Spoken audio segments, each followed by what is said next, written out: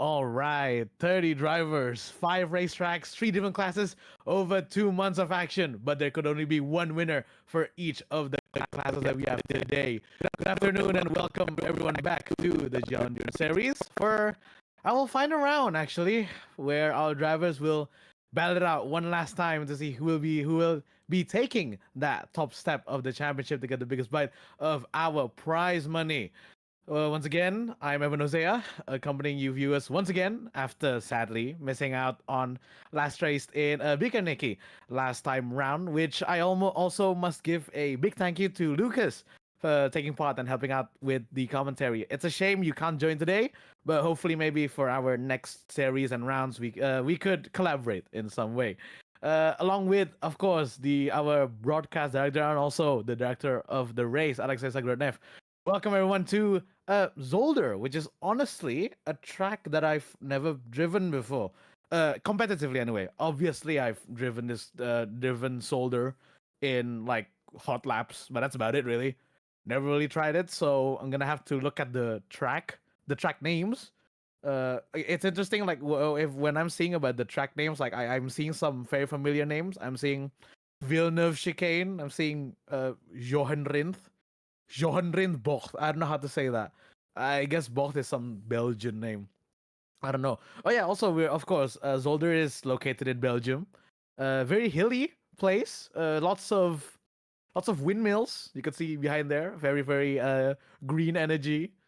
And of course because it's being Belgian and also that area, I suppose there is quite a lot of EVs, but that doesn't matter because today, of course, we're racing for 3 different classes, as I've said earlier in the intro: LMP2s, GT3s, and also the GT4 cars. We got about, from what I've heard from Alexei earlier, we got about 16 drivers. So hopefully, we are looking for quite a competitive race tonight. There is some drama going into this final round because I've been looking through the standings, and if I'm not mistaken, the Unison Racing number 55, which is a flat top ref, is only 6 points ahead of Hank Steneker in second position, and also only 6 points ahead of the Bravo Motorsport number 10 of who else but our main protagonist, I suppose, Mika Hakimi, the Malaysian in that Brabham Motorsport number 10 car. In the GT3, it's actually even tighter because GT3, the number 23 Team Phoenix, who is driven, of course, by Nikolai Bezrukov in that anime liveried Mercedes, is only 2 points ahead of the WSRC number 51 of Borja Milan, also in the Mercedes. So would be interesting tonight. Someone's gonna lose, but that's called a championship for a reason. Hopefully, we are looking for a good race for tonight. So let's just see. We'll see. Yeah, you already can see the standings over there, but obviously we're gonna go through it later in the start of the race.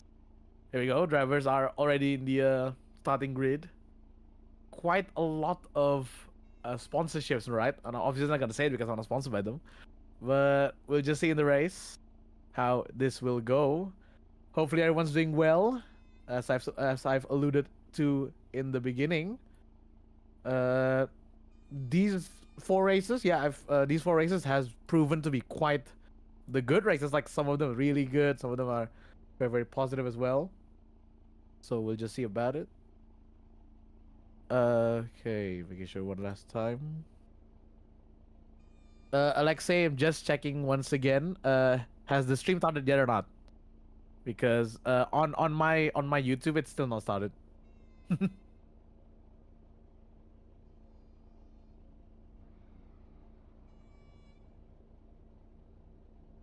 Okay.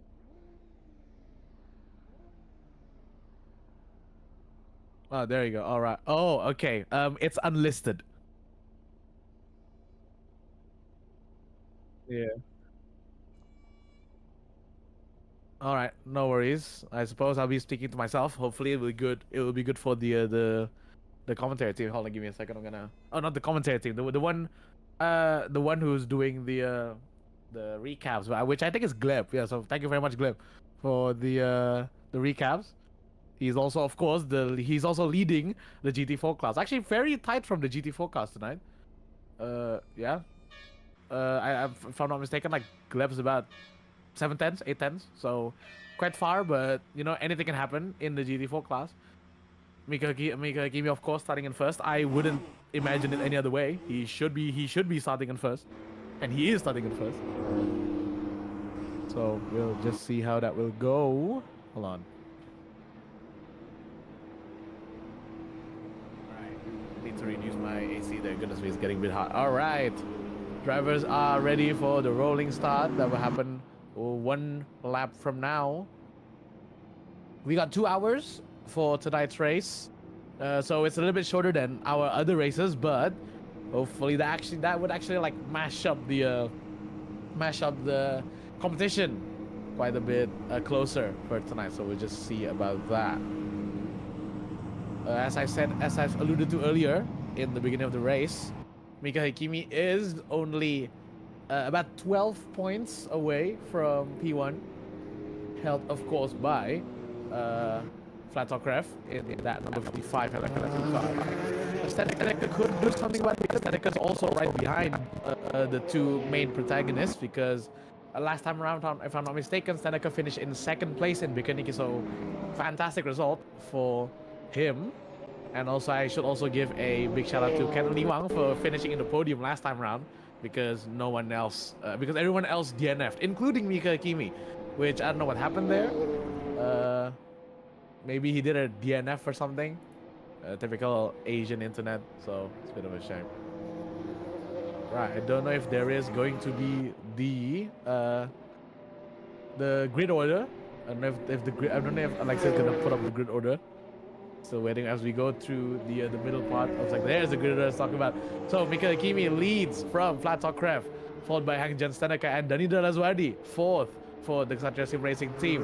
5th, of course, we got Kenan Lee Wang, and that's all for the LMP2 cars. If I'm not mistaken, like, it's very close between the 2 in the top, but even closer is the GT4 because Borjamland literally leads by 0.006 of a second from Nikolai Brezhikov, followed by Anson Yong, 1/10 behind, and Alexander Nekroshkov only about 3/10 behind them. The last 2 drivers are, of course, Bismartva Budiman in that BMW number 12, followed by Darren Lim for the number 33 Nuvo Sports.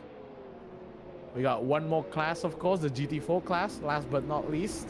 If I'm not mistaken, Gleb is leading. Yep, Gleb Kalyagan is leading in that number 16 Supra, followed by Koke Seldran, Alexei Liashev, and also Miguel Picras in the other Supra. And of course, we got Antonis Paparinopoulos, who is, you know, he's just relaxing in the test car. Don't know if he's actually driving anything, so we'll just see up in the grid as we go into the final chicane of the, which is called Jackie X Bolt. Jackie X Bolt. Again, not Belgian. Apologies if I'm wrong with those words. Here we go, though. The LMP2 drivers are ready to roaring to go. Very close tonight. Anyone can take the championship tonight. So we'll just see as we go to the line. Mika Hakimi. And it's a go for Mika Hakimi. He's absolutely slept. My word, Mika Hakimi has absolutely slept it. I don't know what's happened to the Brabham number 10 car, but this means that Flat Top Craft is leading for tonight. Someone spun already. I think that Kenan Lee Wang, the number 89 LMP2, as we go behind for the GT3 class. Don't know if we're gonna go to GT class. We're gonna be staying with the LMP2 cars because he's just okay. It's a go already for the GT3 cars. Nikolai Bezrikov leads from Borja Milan. Great stuff.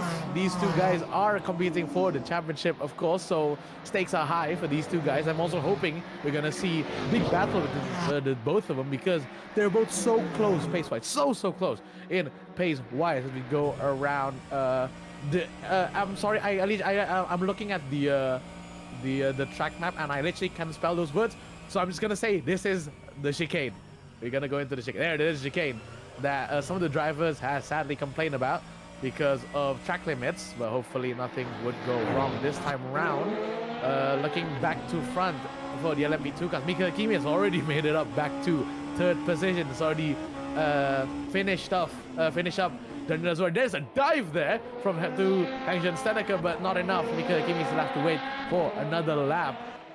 He's just trying to pull the slipstream from the 2 eerily similar looking cars, the number 8 and the number 10, as we go from the first corner of Court East. I think it's called. It's a bit of a look up from Mika Hakimi to Seneca. Is definitely saying that I'm here. You know, I'm here to take the position. But Seneca is definitely staying still like a big rock. As I said that though, he's gonna open the door. Mika Hakimi's gonna go inside, and that's an easy move from Mika Hakimi as he now is gonna chase for flat top ref. But is that enough? Is that everything is gonna give? And yes, that's probably a much better line from Mika Hakimi compared to Seneca there. Again, a bit of bravery needed to drive, especially the LMP2 cars, because they're a bit twitchy at times. Yellow in sector 1, as we see these GT3 cars. Don't know what's happened there. I don't see any growing distance. Maybe it's someone back in the GT4 class who is also interesting actually for the GT4 class. Yeah, because what happened to Gleb? Gleb has lost his pole position to Koke. And Alex Eliashev is currently trying to chase him in that Iceberg number 18 Supra GT4 car, trying to look into the chicane. Is there any sending? Nope, absolutely nothing. As we see the drivers trying to use every inch of the racetrack to their advantage. So again, we see down we go to the sector 2 parts of this track. Yellow in sector 3. Don't know what's happened again. Oh, someone spun again? Yes, that is Canon Liwang, I think. Yes, that is Canon Liwang, the number 89 Kshatriya Sim Racing team. A bit of a reality check, I suppose, from last time finishing in the podium. But we'll see, though. Not anything could happen, you know. It's only been 5 minutes. Gleb is actually catching back up to Koke, interestingly. So I suppose the pace is there for Gleb. I don't know what happened in the beginning parts, but, you know, he's catching back up again. Probably we could see a pass on the World of Sim Racing team car as we go back to the main straight, heading into us. They're both trying to pulling each other. Gleb is trying to pull into the slipstream, but not enough. I don't think there's enough slipstream. There's a bit wide though from Miguel. Oh, apologies if I keep calling you Koke. I think that's Koke Seldran. Sorry, Miguel. Apologies for from me being a bit confused there for a little bit. Yeah, they're in sector 2. As we still see Gleb and Picklas trying to fight, but currently once again in a bit of a pickle. That number 89 is not having a good start of the race. Again, could still. I think the gap is about 40 seconds. You know, anything could happen.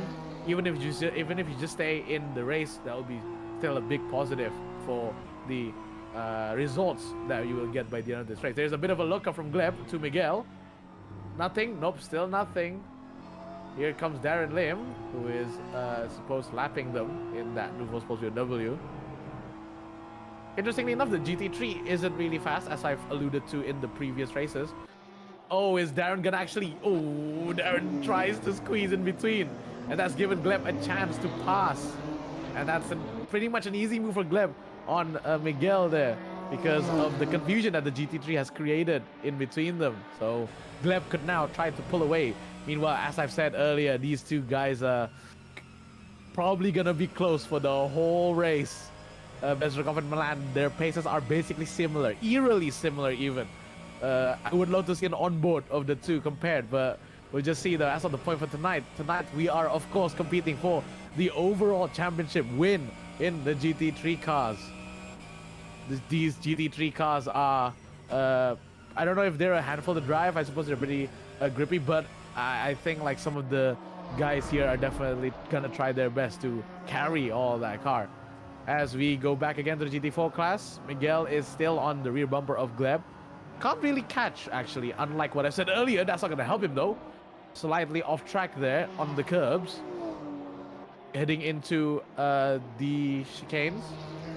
Yup, that very, hold on, actually it's called Klein chicane. Again, my Belgian, my German ain't good, but hopefully it's just enough to describe the corners of this pretty interesting track. Actually, Zolder is very interesting. Maybe I'll try to talk about the history when I got some breathing room later in the race.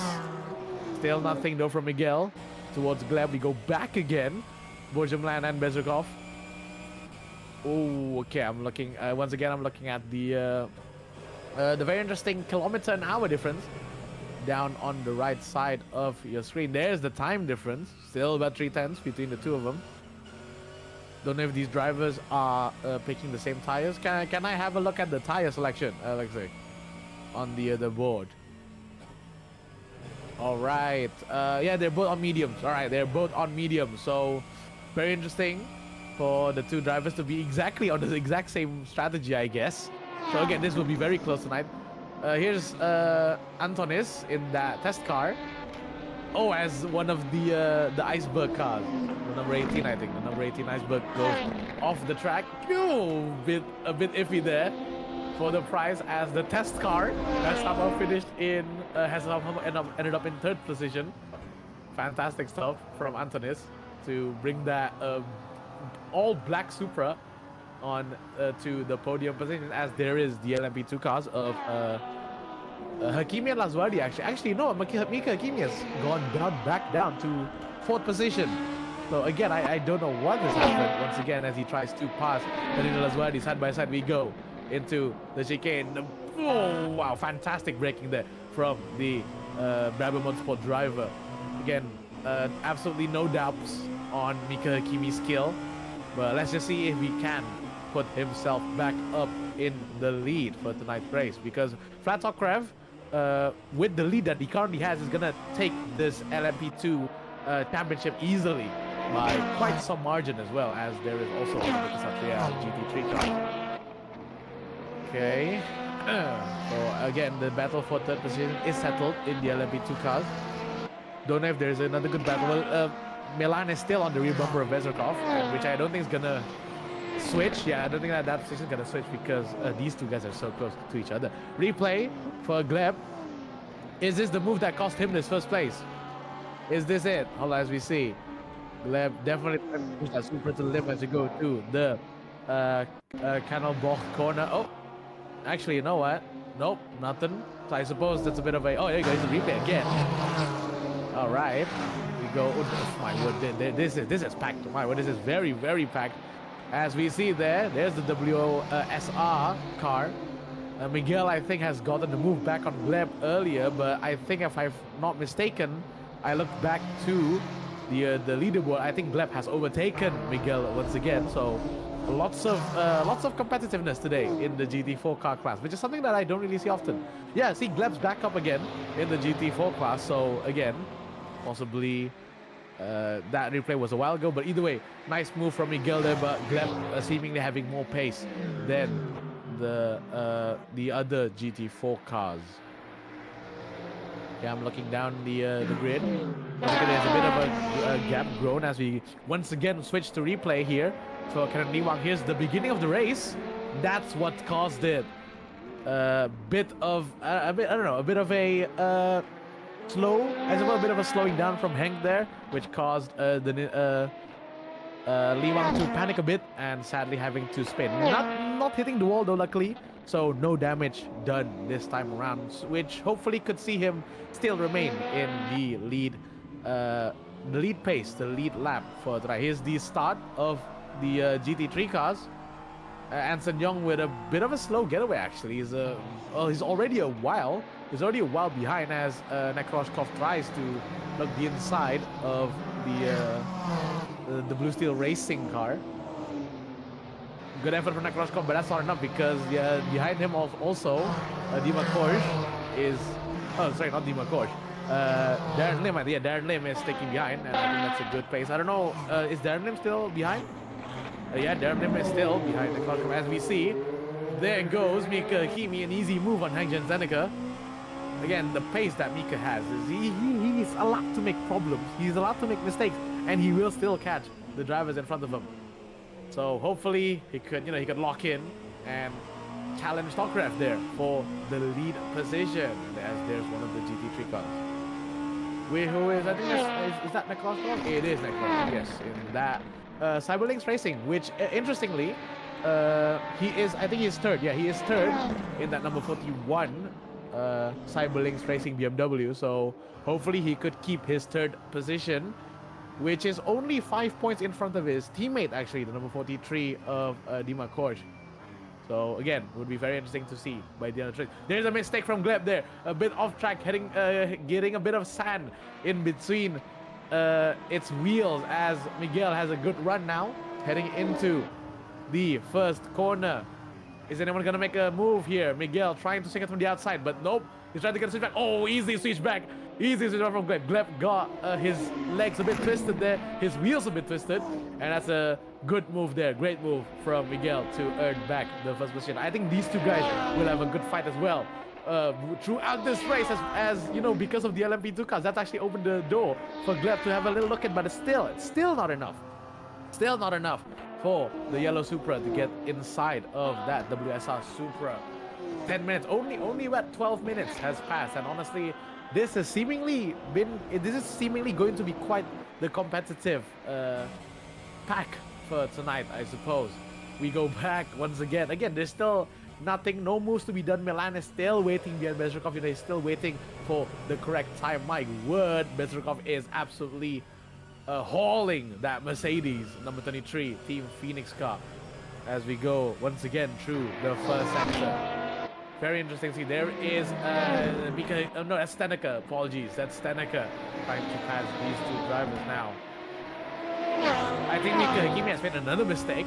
I don't know why Mika Hakimi has brought back again. I think he is just here to, you know, to have some fun battles, I guess. Yeah, between Steneka and himself. I think he's letting Topcraft get the win for tonight. I don't know if there is going to be an ultimate strategy by the end of this race. Don't know if it's mistake driven or just purely because he's trying to have fun. But you know, either way, he has the pace. He has the pace to catch up easily to Steneka. So we'll just see through by the end of the race where Mika Hakimi is gonna sit. As we're looking at the rear diffuser of the LMP2 car. Very interesting cars, you know. Still sometimes being used, the LMP2 cars. Sadly, no more in the WEC main class, but still interesting cars, interesting class of cars that we are seeing racing tonight. Better exit from Steneka as he's actually pulling a little bit away from Mika Hakimi. But once again, let's just see in the first corner how Mika could catch up to the rear of that number 8. Oh, a little bit of drift there. Fantastic stuff from Mika Hakimi. Still just putting the pressure, piling on the pressure to Steneka as we go out towards Lucian. Swinging the LMP2 cars right around that bend. Quite a lot of speed that they're carrying. Definitely showing why they are the fastest class of the 3 classes in the GRL Endurance Series. Still just bumper to bumper. Still going back down towards the Villeneuve chicane. Just trying to get a better exit. Yup. Then trying to get a better exit. Oh, there we go. Much better exit from Mika Hakimi. He's absolutely in the rear diffuser of the number 8. As we go down to the heartbreaking point. Another move from Mika Hakimi. But Steneka tries to keep it inside. Oh, but just enough. Mika Hakimi just closed the door on Steneka there. And I think that's the move done, but I don't think so. Never mind, it is done as a much better break. Ooh, lots of rear movement there on the number album car, as I think that's Mika Hakimi finally going to go away, but I don't know, maybe he's gonna toy around and once again go behind Steneka. Let's just see for the race tonight, but I think he is committed this time. Yeah, he's already grown like a 6/10 gap, so maybe he's committed after the third try. Third time's the charm, as many people say, so hopefully he could catch up to Tokarev. Here's a replay of, I supposed to move? No, it's the replay of Gleb actually. Going into the chicane. Nope, not that replay. Still, just behind Miguel. Here's the replay that they're talking about. As we still look at the same chicane earlier. Still trying to catch Miguel in front. Don't know what's gonna happen, so I'm just bracing what's gonna happen. Is he gonna overshoot? Is something gonna happen in the chicane? Is there a mistake maybe from the car in front? No, not yet. Ooh, oof, wow, good chicane. Good corners there that Gleb's taking, but ooh, a little bit wide there from Miguel. These two guys seemingly having the same pace. If I'm not mistaken, yeah, the gap in qualifying is not that far as well. So these two guys are definitely out for each other. Better braking for Gleb, but much better exit for Miguel there. in the world of the WSR car. So very interesting sort of. So I think almost everyone is looking to have a competitiveness tonight, which is very interesting because it's a shame that some of the other races, it's a bit of a bit drawn out. It's a bit far from each other. But this time around, I think everyone is very close. Yeah, because the GT3 cars are close, the GT4 cars are close. And speaking about the GT3 cars, here's the battle for P5 and 6 between Budiman and also Darren Lim. 3 tenths between the two of them. I think Budiman has a better qualifying session, but Darren Lim seeming to have a better race as there is a flag behind them in that number 55 Team Phoenix car. Is there a dive from Bisma further? Almost there from Bang Bisma. Not yet though. Sunshine gonna have to wait for another lap. 20 minutes has passed, almost 20 minutes, as we go back to Antonis Paparinopoulos in that number 00 test car. He's basically stolen this car basically because again, no livery, just a blank black car from which is also still part of the Supras. Maybe Toyota Gazoo Racing tonight, they prepared like 5 cars and then they just said, okay, we just forget to wrap one of them and so just take this car. So which is good. That means we have 3 cars for tonight's contention. We go back again to Darren Lim and Bang Bisma Budiman. Still just bumper to bumper between these 2 cars. 2 tenths now is the gap between the 2 BMWs. We're looking at the hood camera of the Indonesian, trying to get a good braking zone there, a little bit wide. There goes, he's lost the rear. Bang Bisma's lost the rear in the middle of the track because he having to do a little bit of maneuver there. But luckily he settled down in the sand pit. A bit of a shame there from Bang Bisma. I think it's a little bit slow on the braking, I suppose, which unsettled the BMW, and sadly seeing him spin around almost in the middle of the track, a little bit concerning there, but luckily he settled down in the sand pits. A shame for the GT3 driver, but you know what, P6, he's still P6 because there's only 6 cars for tonight, which hopefully we'll see him in the points if we finish for today.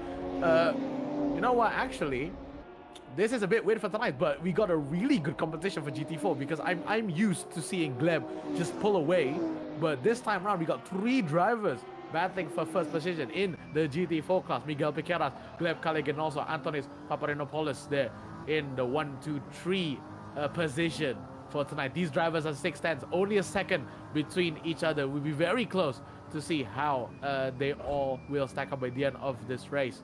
A little bit of a mistake there, a little bit wide from Miguel. That's gonna open the door for Miguel. No, a little bit of a bump there. A little bit of a touching from Gleb towards Miguel. As we now look at the hood cam from Antonis in 3rd position. Paparinopoulos certainly a little bit of a dark horse in tonight's race. I'm not referring to his car, just the dark horse in general, as there he goes. Go the inside of Gleb. Little bit of a look up, but somehow Gleb gets the better exit, and somehow there's no contact. So very good racing between the GT4 cars for tonight, going into the finish of sector 1 there. Again, long right-handers there. Just Zolder really likes long right-handers as Antonis tries to pull himself besides Gleb, but not enough, Sunshine. Still not enough as he's actually trying to get a better exit. Is there a better exit though? I think there is a better exit. He's side by side with Gleb going into the what is it? Field of chicane. There you go. That's the word I'm trying to look for. Not enough though. Not enough. As I guess this is giving a bit of a breathing room for Miguel, but I don't think there's enough breathing room because there's still only 2 tenths the gap between these 3 drivers. These 3 drivers definitely wanting to get a win. Gleb is going to win. I think also Miguel is close to getting a win. I'm sure he's got a few podiums, and Antonis Paparinopoulos, as I said earlier, being the dark horse, will be interesting to see if he can haul this black number 00 test car for the number 1 position. Little bit of an off-track from Miguel. That's a big mistake from Miguel. Is he gonna keep the first position? No, he's not gonna keep the position. He's basically handed it to Gleb on a silver platter. That's actually giving Antonis a chance to pass on the inside. Is he gonna take the chance? Yes, he will. Going into the first corner. Is the move done? Yes, the move is done. Oh, it's a massive massive problem there for Miguel. What a shame, but Miguel's trying to claw his position back, trying to look at the inside of this corner, which I literally cannot spell the name of. If there is like any Belgian speakers, please tell me how to say it, because I'm gonna butcher. Hold on, I'm gonna say it. Sterrenwachtbocht. Is that how you say it? I don't know. I probably absolutely butchered that. I'm very sorry for the Belgian speakers out there. As Miguel, such a shame. So Miguel, such a shame, because he was leading the race for quite a while, but now he has to settle for third position after that big mistake. You know. Oh, there's another mistake there. I think he's a bit panicked looking at the Casatria LMP2 car. Another mistake from Miguel. It's not gonna help his chances for tonight. I think that's Lazuardi. Looks like it. I don't know if that is Lazuardi, but we'll just have to see. As we go back to the front of the grid, the GT3 class, Bezrukov has actually pulled a little bit of a distance from Milan. Now a little bit over 1 second, yeah, 1.2 seconds between these two drivers. It was really close previously, so I don't know, maybe Borja Milan did a mistake, or just the tires going away, because there's already about 23 minutes in this race. So it will be interesting to see how these strategies will play in part of tonight's race. Still just keeping the two together, keeping it still, trying to. There's a little bit of a twitch there from Nikolai Bezrukov. Very interesting to see. My word, a good race tonight. I think we are in for a good, very good race. Also, just saying, I think Antonis is closing too. Yeah, there you go. Thank you very much. I was just gonna call it out to our race director for tonight. That, you know, very, very close within the GT4. Once again, just these three guys are so close to each other. Just anyone can seemingly win for tonight's race. So it's very interesting to see how they all would play a part of. Thank you very much once again, Alexei, for switching the cameras for tonight. There's another little bit of a mistake from Miguel, little bit of a difference in the line from, as you can see, Gleb, Antonis, and also Miguel. And that's actually given a little bit of a advantage for the two cars in front of them because of the bare exit. So I guess Miguel's gonna have to wait for the two in front to further battle, further go into war, to finally see him catch up to these two guys, as there's also, I think, a Casatria LMP2 car behind them. Is that a Casatria LMP2 car? That is not a Casatria, that is actually Tokarev in the number 55. Will be interesting to see the traffic management. I'm pretty sure he's already very, very, very experienced, because, well, it's been 5 rounds already in this race.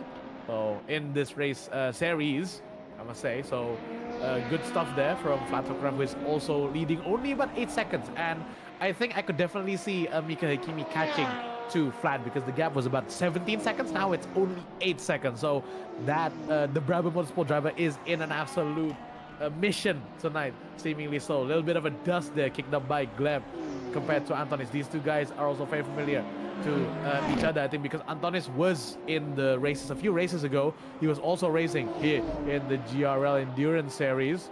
Not last time, not in round 4. I think it was in round 3, because I remember commentating over him.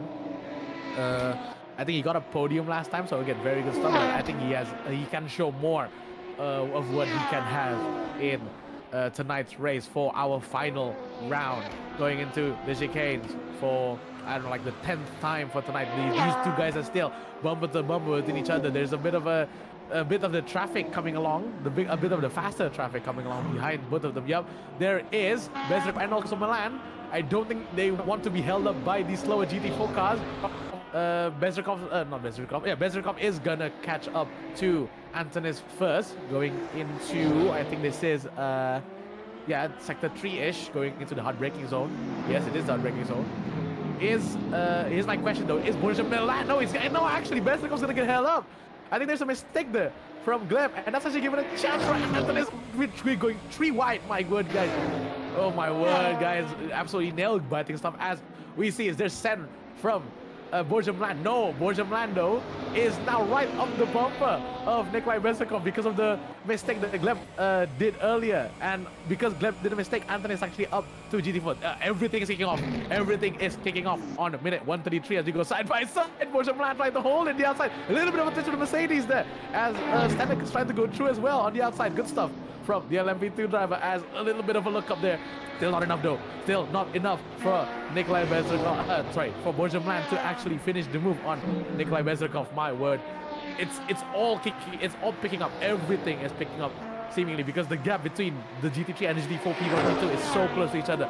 We go back here because we actually haven't seen the move for the GT4 lead as good stuff there from Anthony. Gleb tries to do a switchback, but that Supra, the rear that Supra, twitching away from the rear of the number 16 Alphabet Racing car. As we go back from the replay, Borjamland is now back to only 7/10. Maybe Bezrikov still have more pace, but that's a bit of a shock there to the system for Nikolai Bezrikov. He knows he has to be fed. He knows he cannot be too settled in for this race because, my word, the number 51 is coming. You know, any mistake that he does, any held up traffic that can happen, that's gonna cause him to fall back a little bit. But for now, a little bit of a breathing room, a little bit of a breathing space. But remember, you cannot settle down. You cannot settle down in this like this because your rival is like right behind you. And I suppose the best you can do is in the pits, but we'll see. We'll see in the pits because nothing from the pit strategy so far peaking up. I think we have to wait though. There's a dive from Borjamland. Side by side we go with Nikolai Bezrikov. Still, Nikolai Bezrikov is just keeping that inside line because we're gonna go to the inside line now. Is Nikolai Bezrikov gonna make, but Borja's doing a daring from the outside. What a move! What a move from Borjamland. Fantastic stuff. He's done it from the outside of turn 2. Great move from the WSR Mercedes number 51. Great stuff there, and I know that's gonna be so crucial for Borjamland because he knows he has to take this the win if he wants to win the championship. You know, 2 points separating these two drivers, and the gap is only 5 seconds each other so far. We go once again to the replay. Daring dive there from Borja, which puts him in position side by side into the second corner. As we go into the second corner, he's so brave. He's found that grip from the outside, which I'm surprised because, my word, fantastic stuff. I don't even know how do you get the grip from the outside lane, but fantastic stuff. As we see, this is Daniel Razwadi. Yep, Daniel Razwadi has spun it. Oh, what a shame. He was catching Hanjen Senek at one point, but sadly, all of that has to be thrown to absolute waste because of the spin that he did in the LMP2 car. What a shame. What a shame there. As we go to the replay of what happened there with Danindra. A little bit of a twitch there going into. Is he gonna? Yeah, he's gonna completely twitch out. Yep. Oh no, big hit there on the rear diffuser, the rear wing of that Cassandra number 7 car. A shame to see him crash out like that. As we go back to the GT3 class. Again, still absolutely nothing. Absolutely nothing separating these two cars. Great stuff. Just, you know, great stuff to see that Gleb's also close to Antonis. Borges close to Nikolai.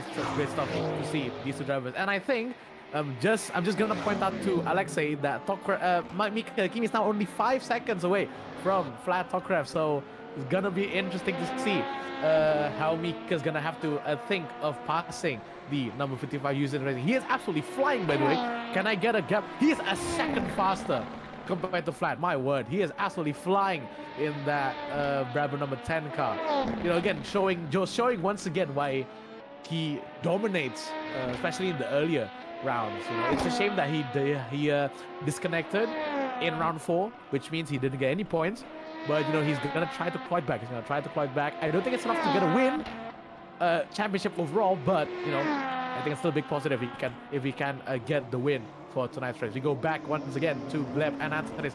Braver on the brakes is Gleb, outside, going out of the sector 3. Yes, sector 3, a 90-degree corner, which I also can't. What's the name of it? I'm gonna look at my cheat sheet again. Boulderbergbocht. Yeah, that's the name. I don't know. These Belgian names, these Belgian corners are quite confusing. But hopefully I wouldn't butcher it too much. As we still see these two guys, we can actually go back to the battle behind actually between the two WSR cars, between Miguel and Koke. Miguel, of course, led for quite a significant duration of this race. But Koke is catching, but that's not gonna help you. That's not gonna help you my guy, on catching your fellow teammate in that white WSR crew car compared to the red version of the team. So once again, these two guys seemingly have the same pace because Koke was on no man's land for a little bit, but Miguel is now catching him really quickly actually as well, as there's the Ksatria car.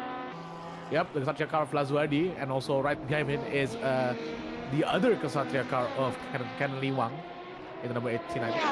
Actually, you know what? Shout out my guy, Danilo Lazuardi, because you know, I just met the guy earlier today. Good stuff. Good to meet you once again, my guy. So hopefully we can meet again sometime soon. Good to catch up with you a few things. You know, here lots of stuff going on in the Indonesian League. As Miguel actually does a mistake. As I think that's an easy move from Koke. Yeah, that is an easy move from Koke, but there's a daring move from Mika Hakimi. My word, stuff like that is why Mika Hakimi has won almost. Oh no, not won. Dominated the first 2 rounds of the race, as he is eyeing for his 3rd win in the series, because Flat Topcraft won the last round in Bikaneki. So gonna be interesting to see what Flat could do tonight. Maybe he can battle it out with Mika Hakimi, but I don't know. Look at the gap that Mika Hakimi is doing. 1.2 seconds faster. Absolutely ridiculous stuff from the Malaysian. My word. Don't know if the Russian could have any chance at answering, as we see him trying to navigate GT3 and GT4 traffics. There's Anthony. Is he gonna swing from the outside? Yup. Just swinging that car around, you know, just utilizing the advanced aerodynamics compared to the other cars. As wow, Mika Hakimi is now right on the chuff of Flat Topcraft, right behind that number 55 units in the car. Flat knows he's there, but I don't know if he's gonna get, as someone kicks up a lot of dust there. Don't know who that is specifically, but luckily nothing, no harm done there. 6 times the gap now. Again, sheesh, man. Mika Hakimi is absolutely pushing this car. He's absolutely hauling this car around the corners. Better on the brakes as well. He's gonna get a better exit compared to Flat. I think not really actually. Very, very twitchy outside of the corner. Excuse me. As we see, we've done half an hour already passed. As I think that is the lap car of one of the LMP3 car, the LMP2 car, sorry, of the Ksatria Racing car. So he knows he's gonna have to move out, but I don't think, is it enough? 2.8 seconds faster. My goodness me.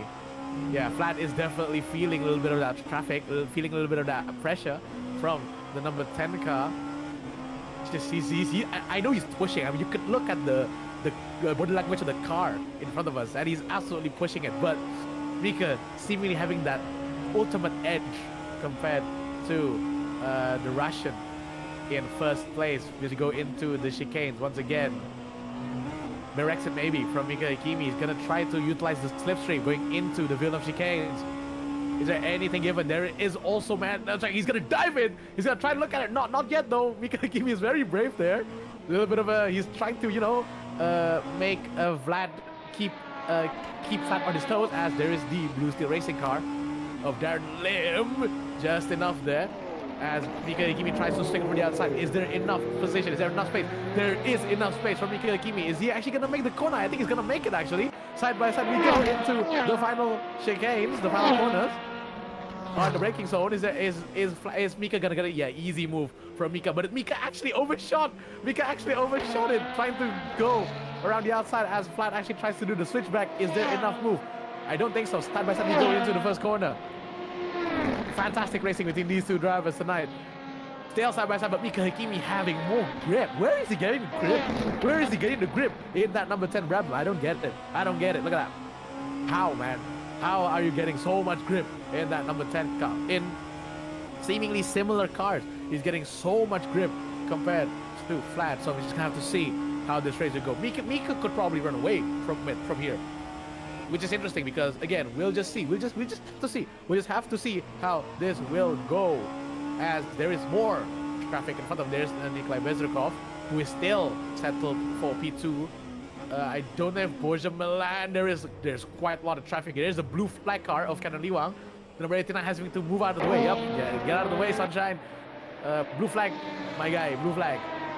As we still look at in front. Is there still nothing? Nope, still nothing. Again, I think the gap between Borjamlan and Bishop has actually grown. So we'll just have to see by the end of the race, as I've said earlier, once again and again. Very interesting to see tonight, as I think everything has settled down a little bit. I think everyone's now just doing, you know, a traffic management, because the gap between Antonis and Gleb in GT4 class is only about 2.5 seconds, and the gap to Borjamlan and also Nikolai Bezrikov in the GT3 class is about 3 seconds. So very interesting to see how close our drivers tonight are.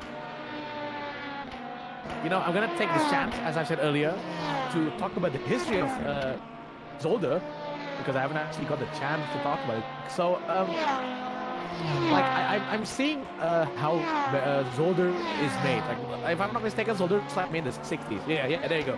Zolder was first made in the 1950s, actually. It was a much smaller track. It was earlier, the earlier track layout of Zolder was like only what, 1.5 miles, 2.6 kilometers, not long at all. But eventually, like in the 60s, the Belgian government basically decided, you know what, you want to make a bigger racetrack, so that's where they upgraded this facility to host much more upper class, as I would say, upper class classes, such as F5000. If you remember, the F5000 classes is interesting, and also eventually where F1 visited this racetrack in the 1970s. There's a bit of an off track there from our GT forecast, as that's actually given Vlad another chance to close up back to Mika Hakimi. I don't think there's a little bit of a twitch there from Mika Hakimi. I don't know what's going on with Mika Hakimi's pace now. Is he gonna do a switchback? No. There is enough for a switchback. There is enough for a switchback. Yellow sector 1. Okay, I don't know where the pace of the Malaysian's gone, but seemingly Vlad having better grip now as we go deeper into this race, but not enough though. Yellow sector 1 still. There's a big move there from Mika Hakimi. He's still trying to get the position. Another position gain for Mika Hakimi. Better exit once again from Flat Aircraft. These two guys are going to do that for the whole race. Hopefully these two guys will do that for the whole race, basically. Yellow sector 2 again. What's going on back there? Another twitch from Mika Hakimi. My word, that car is very twitchy. I don't know how Mika can control that car, because that car looks like that car looks like it's on a mission to kill the Malaysian, but luckily still clean, still nothing wrong going on. Bumper to bumper, Flat actually missing the apex a little bit. So hopefully very interesting to see tonight, as once again trying to keep the position in B1, B2. Hopefully the viewers who is looking at the unlisted version is hopefully having a great time seeing it. Here's Canon Lee Wang. Oh, that's why there is yellow at the 1 and 2, because Canon Lee Wang has once again spun it around the middle of the track just after the chicane. I would like to think that he spun it because of the chicane. Probably hitting the grass or something. Probably. Typical stuff, I suppose. As, let me just check once again. Still, there's... Oh, someone finally pit, actually. Yellow in sector 3 for a split second. Canon Lee Wang's the first person that I've literally seen going into the pits, because I don't think there is anyone picking up damage this time around, which is nice. Very, very nice there. Glad to see that no one's actually killed themselves this time around, luckily. As Stanek also in the pits as well. Very interesting there to see that 2 of the drivers has settled and decided to, you know what, it's time to go into the pits. The gap between Nikolai Bezrikov and Borjamlan is 2.4 seconds, so it's about the same, I suppose. Antonis Paparenopoulos is still leading this race in first place, followed by Gleb in the GT4 class. And is there more battle between Hakimi and Tokrav? I don't think so. There's still only a second between each other, yeah. Only a second between each other. So still not much at all between the both of them. As we now see, going into the middle of this middle part of this race. Seemingly more action than usual. I don't remember it being this much action than usual, so would be very interesting to see the results of tonight's race. Give me a second. I'm still looking through my Discord here, just trying to look at my new news. Nothing happened. No, I don't think so. 1.3 seconds the gap between Mika Hakimi and Flatocraft. I think Mika has finally gotten into a little bit of a rhythm, and he's actually finally pulled away from the number 55 Phoenix car, which is, I think, not enough to give him the overall championship lead, but it is enough to give him a little bit of a boost in his confidence there for winning another GRL Endurance Series Season 2 race. Hopefully you're all having a good time here watching the races so far. Yellow in Sector 1 as Bismarck for Budiman with a big spin entering into the second corner, I think. Careful with the rejoin. Good man. Top man. I think he did a typical spin, I think. Just a typical losing under power. Yep, this is going into the second corner, I think. Oh, he's taking out Steneker. Oh no! Okay, we did not see that. We did not see Steneker trying to look into the inside of Bismarck, and oh dear, it's a bit of a. And yeah, I mean, yeah, Steneker has he picked up damage? Don't think so, but that's definitely not gonna help his chances of trying to finish in the podium. I think it's just enough to finish in the podium for now, but we just have to see as Mika Hakimi and Flatocraft, they're both into the pits, as we can see in the tower there. Here's a replay from, I think this is, we are looking at Steneker. He's just gotten out of the pits. So I think is it a problem? Yeah, yes it is.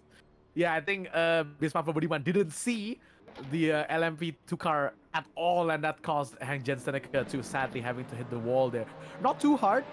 I don't think he needs to go into the pits, but you know, still of a shame that he was tangled in that problem. Flatocraft is out of the pits, and he's actually jumped. He's jumped Mika Hakimi in the pits. It is very interesting to see. How long will Mika Hakimi stay in the pits? He's still not moving. Flat is long gone by this point. Yeah, he's out on the front. Okay, throttle's on for the there he goes. Mika Hakimi's off. I guess he's doing a long stint because I don't know, I guess that's a lot of fuel going into the number 10 driver, but we just have to see. The gap has grown massively once again, though. I'm gonna wait for the gap. Yeah, they're both now in the same tires actually. Sorry, in the same tires in the LMP2 cars. But 15 seconds is a gap between Flat and Mika Hakimi. Oh, Mika Hakimi has a big mountain to climb. Don't know if there is another pit stop scheduled for Mika Hakimi, so we just have to see.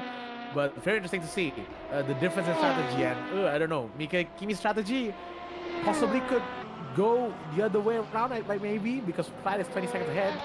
We'll just have to see. We'll just have to see by the end of this race. Okay, I'm gonna take a little bit of a breather. I haven't stopped talking for like the last hour, so I'm probably gonna like settle my voice down a little bit. So I think it's interesting to see the race. As I said, the race tonight is very, very, very, very, very, very, very, very exciting. Lots of things happening, lots of stuff, you know, very, very close once again. And once again, another yellow in Sector 2 there for a split second. Don't know what happened, but yeah, the race tonight is going very well. I'm honestly very excited for tonight's race. Very, very good. Or even though we only have like 16 cars, I don't think anyone has DNF'd yet, which is a great thing to see. Fantastic thing to see as we see the replay for someone. It is Miguel going into the first corner. Oh, no, sorry, not first corner. This is in the chicane. Nice 360 there. Yeah, just enough time for Borja Milan to avoid hitting the back of the Supra. So good stuff from Miguel. Obviously, the spin is not good, but the 360 is good. You know, I think I'm gonna give it like about 8 out of 10 there for Flair. From Flair points for me. I don't know if that's gonna help for the championship standings though. All right, Anson Young is a little bit of the underdog of tonight's race, and you know what?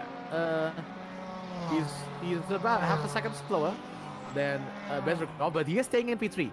He is settling in P3, which is, you know what? He's done this last time around in Bikaneki, because I think he did like a P2 or P3. So good stuff for the Blue Steel Racing.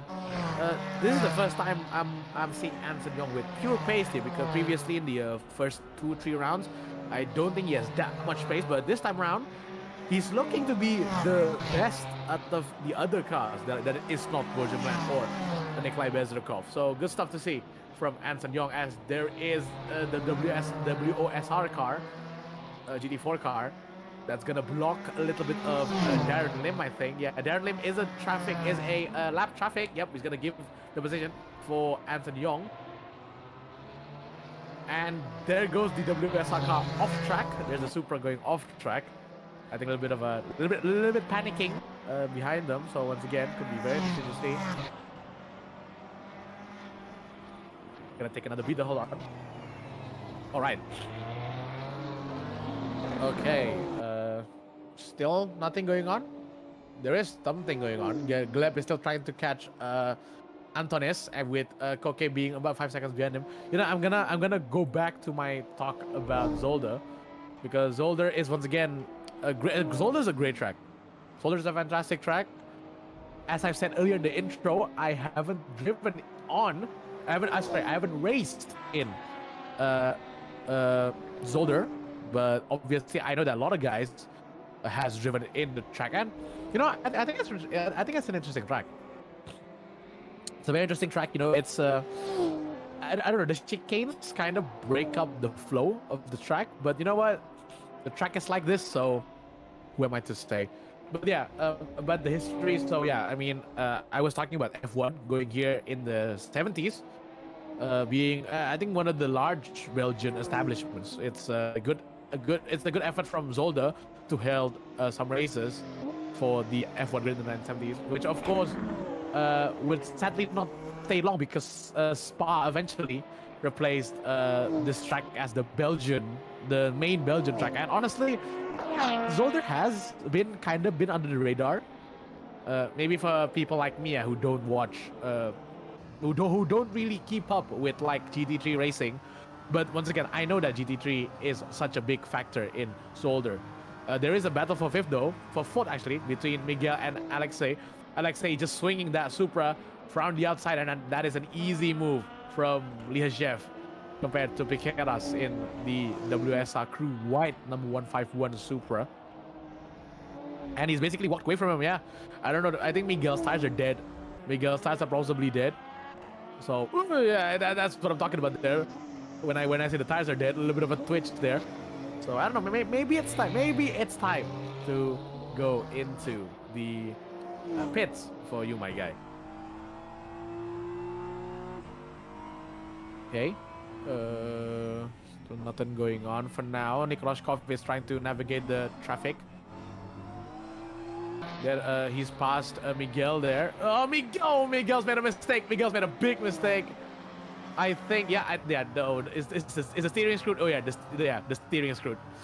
The steering is absolutely screwed in that 151 Supra.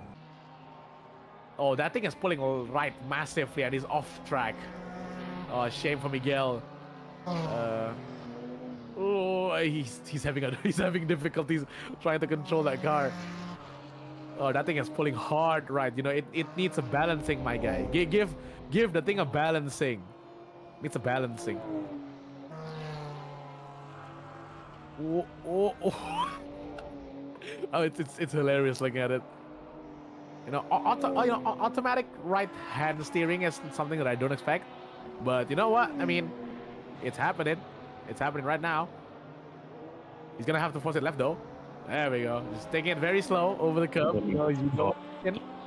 Obviously, with a broken steering, the possibility of speeding is massive. The possibility of just pushing into the wall is absolutely gigantic. So, hopefully, would be fine. I would also just like to quickly greet the four guys watching the stream. Yeah, it's a shame that the stream is unlisted. Which hopefully Alexei could do something by the middle of this race. But I think we're just another one. Miguel, careful. There goes Stanek there in his MP3 car. And again, I know driving a damaged car is not easy, especially because your car is pulling so right. No, he's lost it before the pit.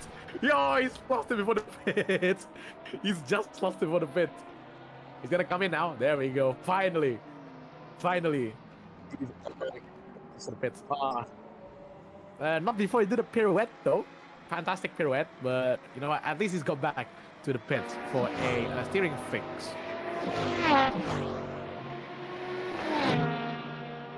Right, 2 seconds is the gap between Bezrukov and Milan.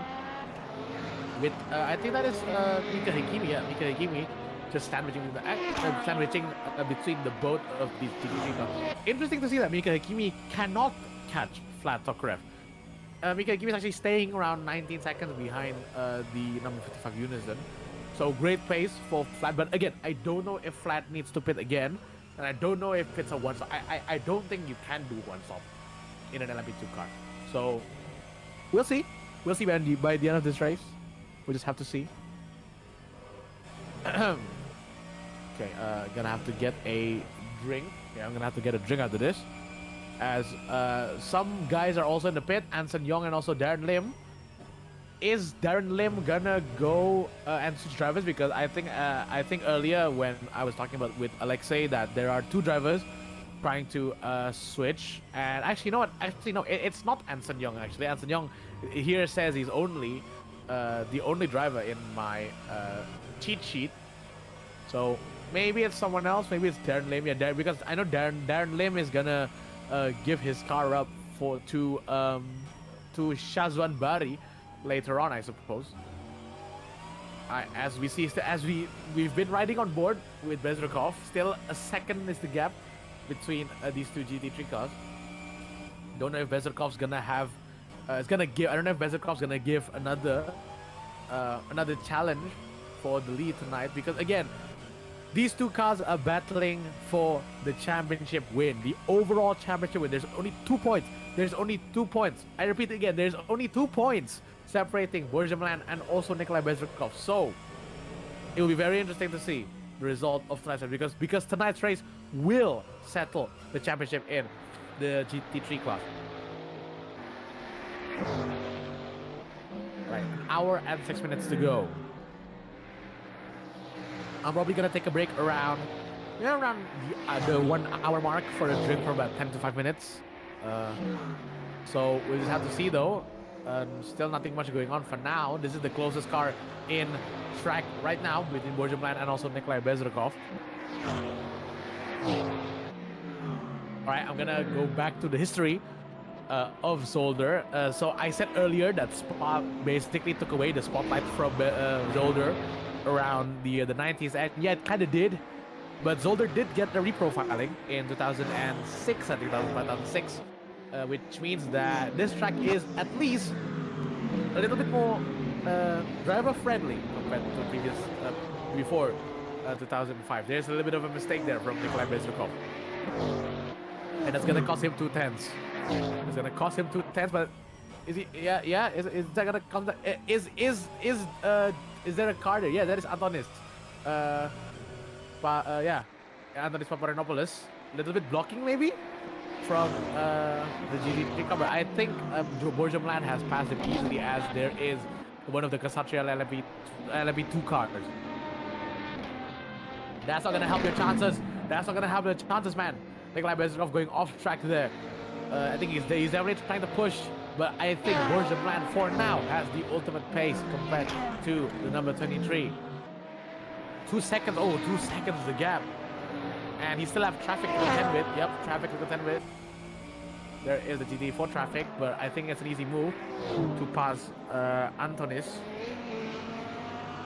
Interesting to see that Antonis is leading with the test car. I'm pretty sure he is in the team.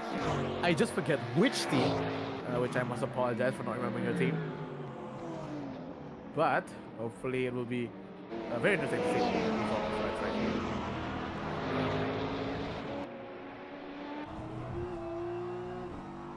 Alright, we go on board. I think this is on Anson Young's point of view. We're looking ahead to Alexander Nekroshkov in the third position. So this is the podium positions. Someone is going to get a podium. I don't know who is going to get a podium. Anson Young does have the pace over Nekroshkov, but Let's see though, because qualifying pace and race pace is completely different thing, and I know that personally. So we'll just have to see. Still, not much movement going on between our drivers tonight. It's just staying about a second with each other. The gap between Bezrukov and Nekroshkov is absolutely massive. The one lap, so it's insane. It just goes to show you what Borja Milan and Nikolai Bezrukov's pace is like, because they're on a complete compared to the other guys in P3 and P4 here. As is Anson Young pulling on Nekroshkov? Seemingly so. 5/10 between the two drivers. The two BMW drivers as well. So the best BMW is gonna finish in 3rd position for tonight. So very interesting to see. All right, going into the chicane. Is anyone gonna make a better exit? Is it Nekroshkov or Young going into the chicane? Seemingly Nekroshkov actually. Nekroshkov gets a better exit, I think, compared to Anson Young. Apologies for my coughing. I'm gonna have to take a fresh mint after this, so in my break. So hopefully that would help. Still an hour to go though. Someone's gone off track there. I think that's Gleb, I think, in the GT4 car. He is the only yellow Supra. There is Steneka right besides us. A little bit of a look there. But easy move, easy pass. Very clean pass from Steneka. Yep, easy stuff. Good stuff. Traffic management has definitely been on the up lately. That's good to see. Daring move there from Steneka. And is Gleb holding? Is Gleb holding Nekroshkov? I think he is. I think he is holding Nekroshkov. As you see, Anson Young just trying to get a slipstream from the BMW. Nekroshkov pulls to the middle of the track, trying to defend his position. Is there a switchback from Anson Young? I don't think it's enough. No, it's not enough. He's gonna try to do another switchback going into this second corner. Is it enough though? Nope, it's not enough. Not enough. Even with the help of the GT4 car, it's still not enough to pass the Cyberlinks Racing number 41. There is a flat Tokarev behind the GT3 cars. He is still pushing.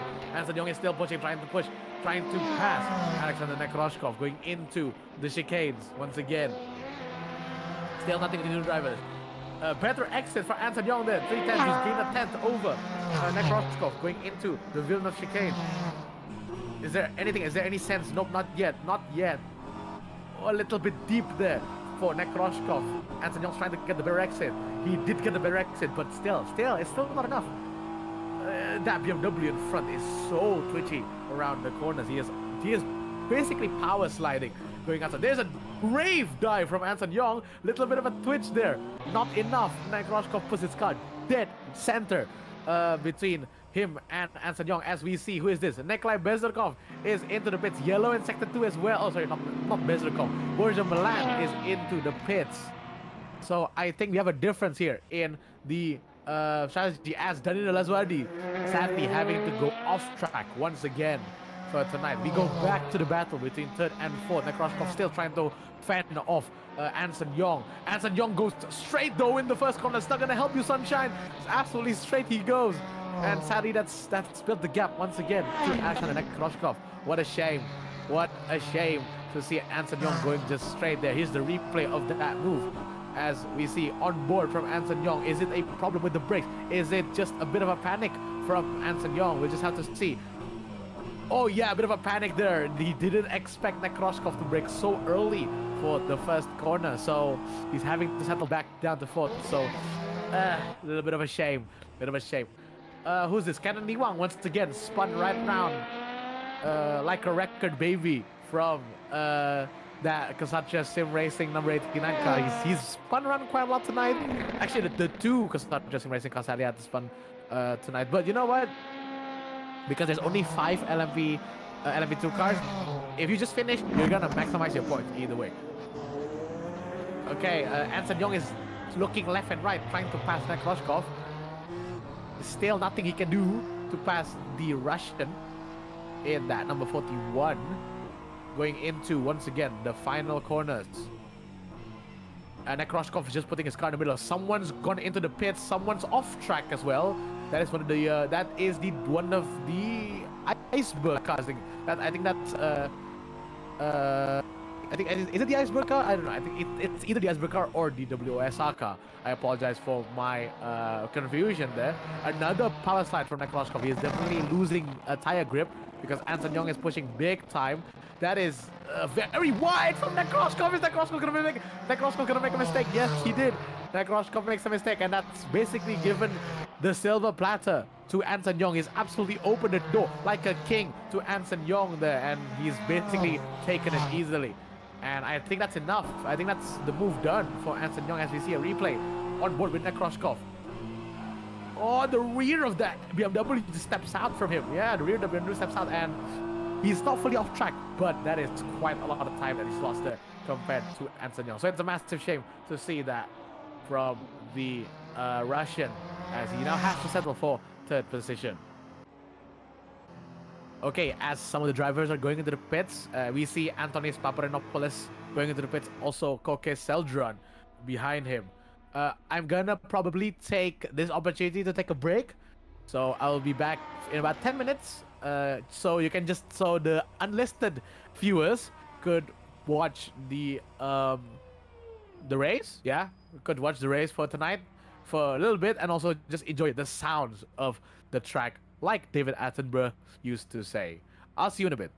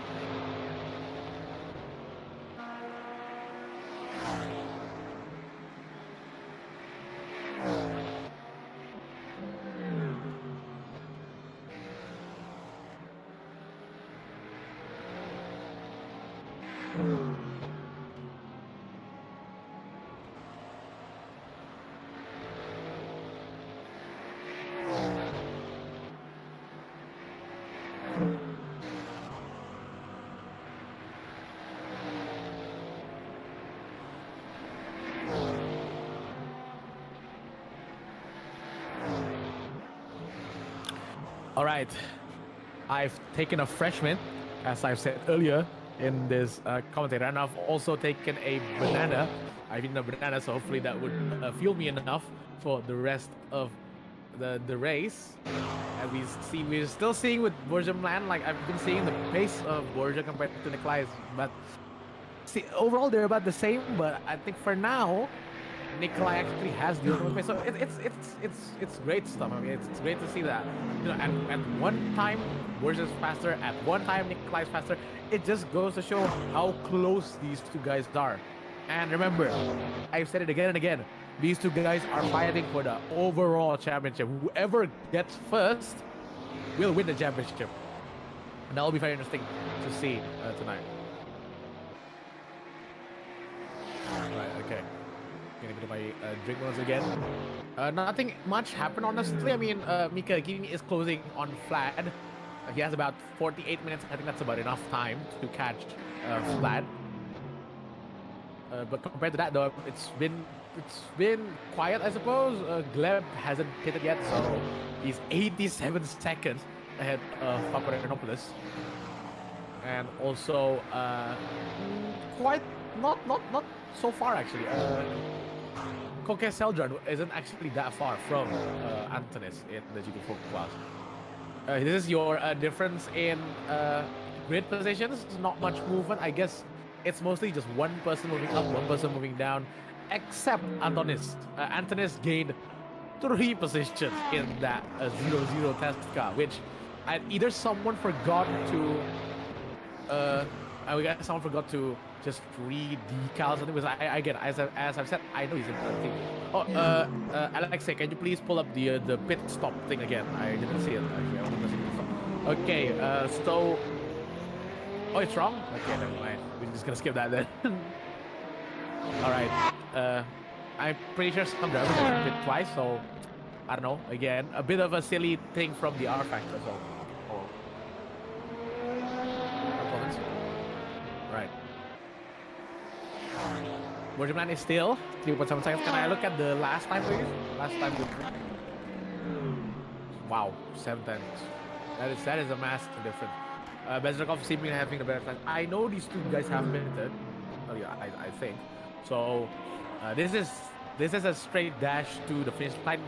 That is if someone's gonna pit, which I'm sure these guys have like one more pit stop to do before the end of this race. I would also once again I would also actually I would like to take this time to once again thank you to which I'm gonna do, by the way. I'm gonna do again by the end of this, but I'm gonna just say thank you for for giving me a chance to commentate over these last 4 races with Lucas replacing me for 1 race in Baker-Nika last time around. It's great to see that GRL still pretty strong here with a pretty good field of drivers. Obviously, we want much more of you guys to race here along in GRL as well. So, which is why it's a great idea to, if you are looking to get into an RF2, an RF2 sim racing league, as I think there's a little bit of a bumper top there from Borjaman to Hakimi there. But yeah, as I've said, if you want to race in an R Factor 2 racing league, it's a good idea. It's a great idea to join us for our Discord in the GRL Endurance Series. So, and we'll hopefully see more of you guys in the upcoming series that we will obviously have. And maybe I'll also get down on track. Maybe I'll try to get down and dirty with these drivers. One time, we'll see. I don't know how the commentator. I don't know how the commentary duty is gonna go if that's the case. Okay, 45 minutes. We're going to go 3/4 done with the race tonight. As I take another sip of my drink. Not bad from not bad showing from the drivers tonight. Very competitive. Very lots of action. There you go. Very many action. I don't know what the word I'm trying to get here. Very exciting. There you go. That's the word I'm trying to get. As Anson Young is 10 seconds ahead of Nekrochkov, who's basically put away. Okay, we're finally going up to see 1-2 once again. Flat Top Craft is a staggering 1.2 seconds behind Mika Hakimi. Mika Hakimi has finally turned on the damn jets to catch up to the number 55 Unison racing car. Obviously, as I said earlier, this wouldn't make any difference because even if Stanaka is behind both of them, he's 1 lap down on both Topcraft and Hakimi. So great pace these two guys have. Great from Flat for his management, I suppose, because the pit stop definitely helped him a lot to stay in first place. But here comes Mika Hakimi, and you can never ever discount Mika Hakimi from winning this race.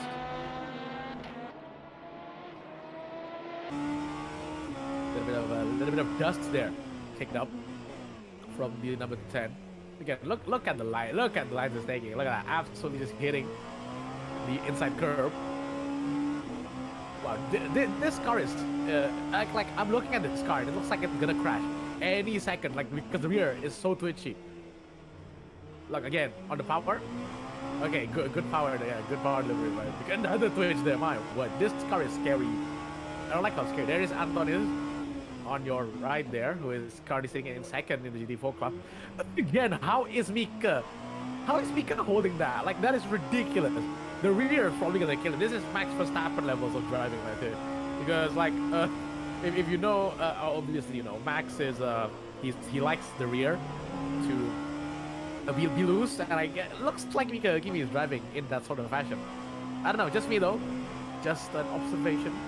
Maybe Mika could hit me up and tell me how his driving actually is. Again, the car looks like it's drifting the whole way. It's ridiculous. And it's proving to be fast because he is catching up to Flatokov. There's a quick yellow flag there.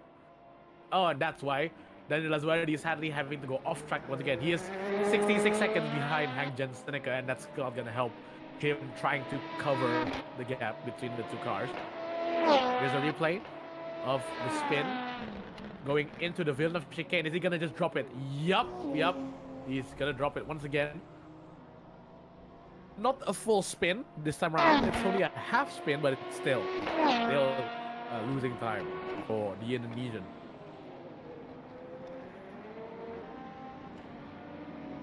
Yellow in sector 2 there, as Miguel Viqueras is off track, as he is just racing for the sake of it by this time because he is one lap down.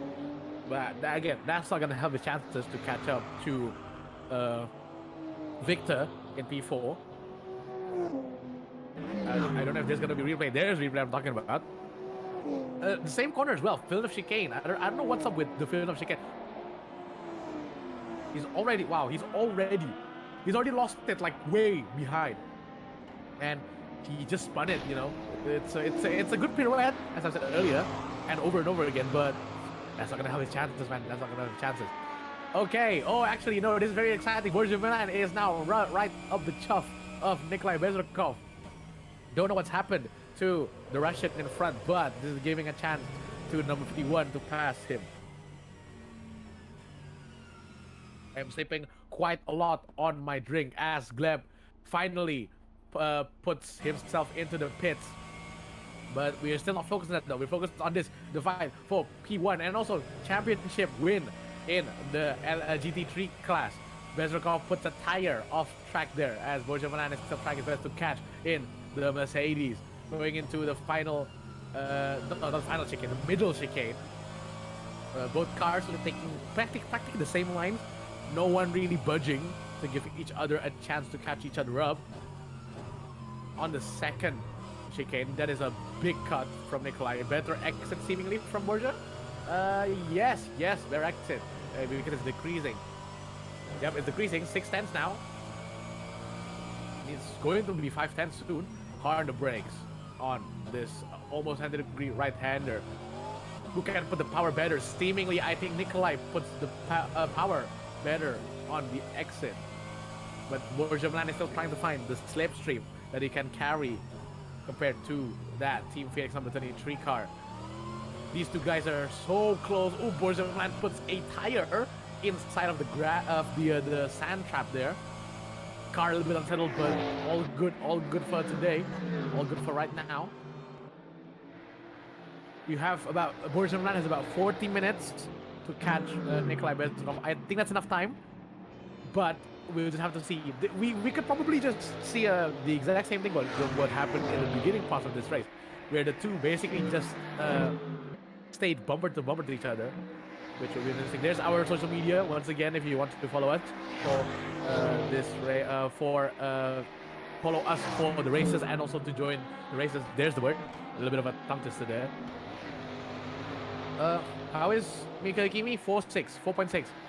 5 seconds now. So he's definitely gaining. Not as much as earlier, but he's gaining 5/10 a lap, maybe 8/10. Definitely quite a big chop of time that he's trying to get himself out of with every lap. Again, these two Bezrikov and Milan is both pushing. They're both putting a tire into the gravel. Both trying to use every inch of that track. Better exit for Bezrikov. Yellow in sector 1 there. And it's staying yellow. Has something happened? Nope. Okay, well, I guess someone spun again as usual.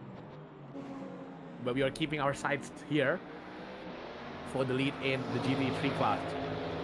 Who's gonna get a better exit? Bezrikov has a better exit. Still 4.4 seconds. Borjamlan is I don't know if he's growing tired of looking at the back of that Mercedes. Staneker is also in the pits, just for info, which I think Lazoardi has overtaken the Staneker engineering car. Again, these two guys are insanely matched. Like, look at that. Like, again, it's still 410s. Still, there's literally no difference. 410s, 510s. It's gonna go back to 410s. Oh, Bezrikov is all the way off track there. Bezrikov is definitely pushing. He's definitely feeling the pressure that Borjamlan is giving to him as we go to the middle chicane. He is taking a lot of creative freedom, as I would say it, on the racing lines, on the track limits, I suppose. Well, but again, yeah, Nikolai is definitely feeling the pressure. Yeah, he is trying his best. There's a little bit of twitch from Borjamlan. We still right on board with the WSR car, as there is Andonis. Yellow, very quick yellow. I mean, I think someone spun or something. I'm trying to look at how these drivers tackle the corners, and I don't know. I suppose Bezrikov prioritizes a better exit, and seemingly Borja takes a more pronounced line going into the corner. So again, it's very interesting to see. Better exit again. Yeah, see, better exit. See, there you go. See, Bezrikov seemingly still keeping that gap. Okay, hold on. Can I see the gap, please? Or is it's void? I think it's void. 0.0086, very close between the two drivers. Borjamlan going very wide there. This is gonna be a battle for the ages. Great to see big battle still going on in the GRL Endurance Series, even if we are approaching the final parts of the race. Yellow 31st split second there as Danilo Lazoardi pulls into the pits in that LMP2 car. Again, more dust kicked up by Bezrikov. I think he's trying to do the Ricardo strategy of going off track and just piling your enemy, your fellow rival, with a bunch of stones. And honestly, that's kind of work, you know. 6/10 is the gap between these two guys now. Yeah, and better exit for... Yeah, see, Bezrikov simply has the better exit compared to the WS Taka. He is definitely trying to use every single piece of that track. A huge respect for Bezrikov. Fantastic driving. As we have 35 minutes to go, it's probably going to be bumper to bumper for the whole way. Unless one of these guys make a mistake, we could be looking for a nose-to-nose battle compared to the two, and probably even nose-to-nose finish, which will be fantastic to see by the end of this race. Still, Borja is now much closer. He's gotten the exit from Bezrikov, as he's now just trying to stick to the back of the number 73, the number 51 trying to swing again. Is he trying to swing it from the outside? Yes, he is. Once again, he's trying to swing it from the outside again. A little bit of a drift from Bezrikov. Oh, but that's not enough. Borjamlan did not have enough momentum. A little bit of a sliding from both of them. Bezrikov a little bit more, but still managing to keep that number 23 car in the lead. Fantastic driving from Bezrikov. There is Flat Top Pref passing the as we see a replay for the move. We are right on board with Borjamlan. Oh, big slide from Borja, as well as, oh, he's closed the door. He's closed the door, and he's also flashing his lights, you know, just telling him, you know, I'm here, you know, you can't just close the door like that. As we now settle, the gap is now a second again. Ooh, Borjamlan, I think a little bit, what's the word I'm trying to find? A little bit flustered, a little bit pressured even, trying to pass Bezrikov. So we just see about that. Mika Hakimi is in the pits. As we see here with Kenan Limang as well. Yellow is center 1 for a split second. As again, we are just tight. We are just absolutely hooked on the fight between P1 and P2 in the GT3 class. Because once again, I suppose Mika Hakimi could beat taking lead from Fatokrav. Speaking of Flatokrev is in the pits. And I think the gap from Flat to Hakimi is, yeah, 1 lap. 1 lap is the difference between Mika Hakimi and Flatokrev. Would be very interesting to see how that will go. As we still stick with the front foot cam of Virgin Land. Can we go to Mika Hakimi, please, Alexei? I want to see where he is in the track. Thank you very much. 60 seconds is still the gap. When is Flatokrev going to pull out of the pits? Still, it's just something. This is probably their last stop for the day. So wherever Flat comes out, this will decide who will win this race tonight. There's a mistake there from one of the GT4 cars once again. I think the tires are definitely losing. Yeah, that's not gonna help. That's not gonna help Mika Hakimi's push there. He's definitely got held up by the GT4. Flatokrev still in the pits. 28 seconds, and he's off. Flatokrev is off. 20 seconds. It's still 20 seconds. I think that's it. I think Flatokrev's gonna have like a 10-second gap. I think. Mika Hakimi though, still now reaching to the main straight. Where is Flatokrev? He's still in the pits. He's out of the pits. He's out of the pits. Here's Mika Hakimi. How big is the gap between the two of them? Out we go. As we now go to Mika Hakimi. The gap is. How big is the gap? I'm trying. Where is the gap? The gap is about 3 seconds. 3 seconds. It's only 3 seconds. The gap is only 3 seconds. I think the undercut worked for Mika Hakimi. Even with being held up by GT4 traffic, there's some good stuff. There is the car of Shazwan Bari because he's replaced Darren Lim in the second driver in that number 33 Nuvo sports car. But great stuff from Mika Hakimi. Good undercut to approach Flatokrev as we see the two Kasachi Racing going for a little bit of a battle there. And that's an easy move from Lazuardi because Kennedy Wang gone off track there. Is there a possible team order maybe? Maybe. Could be. Because that seemingly is the faster between the two Kasachi cars tonight. And you know what? They're both racing for points. They're only racing for points. They're not racing for anything else, you know, just trying to gain as much points as possible. I think I'm gonna sip my drink. Give me a second. Alright. Mika Hakimi is now only 1.5 seconds behind Flatokrev. Not a lot of gap at all. As we know from earlier, Mika Hakimi's pace is absolutely ridiculous. There's Nick Roscoff in front. Yep, there he goes, traffic management. Absolutely ridiculous, as I said earlier, absolutely ridiculous pace between the two drivers. Mika Hakimi just wiping the floor compared to everyone, it seems. So let's see if Mika Hakimi could replicate what he did earlier. He's absolutely attacking the curbs. He's nailing the curbs. Absolutely just putting that car where he wants it to be. Great stuff. As we go into the middle, chicanes once again. Little bit of a hop for both cars. 1.6 seconds still the gap. I don't think it's actually grown that much. You know, I am absolutely just absolutely terrified looking at the LMP car going around that corner. So twitchy, ridiculously twitchy from both cars.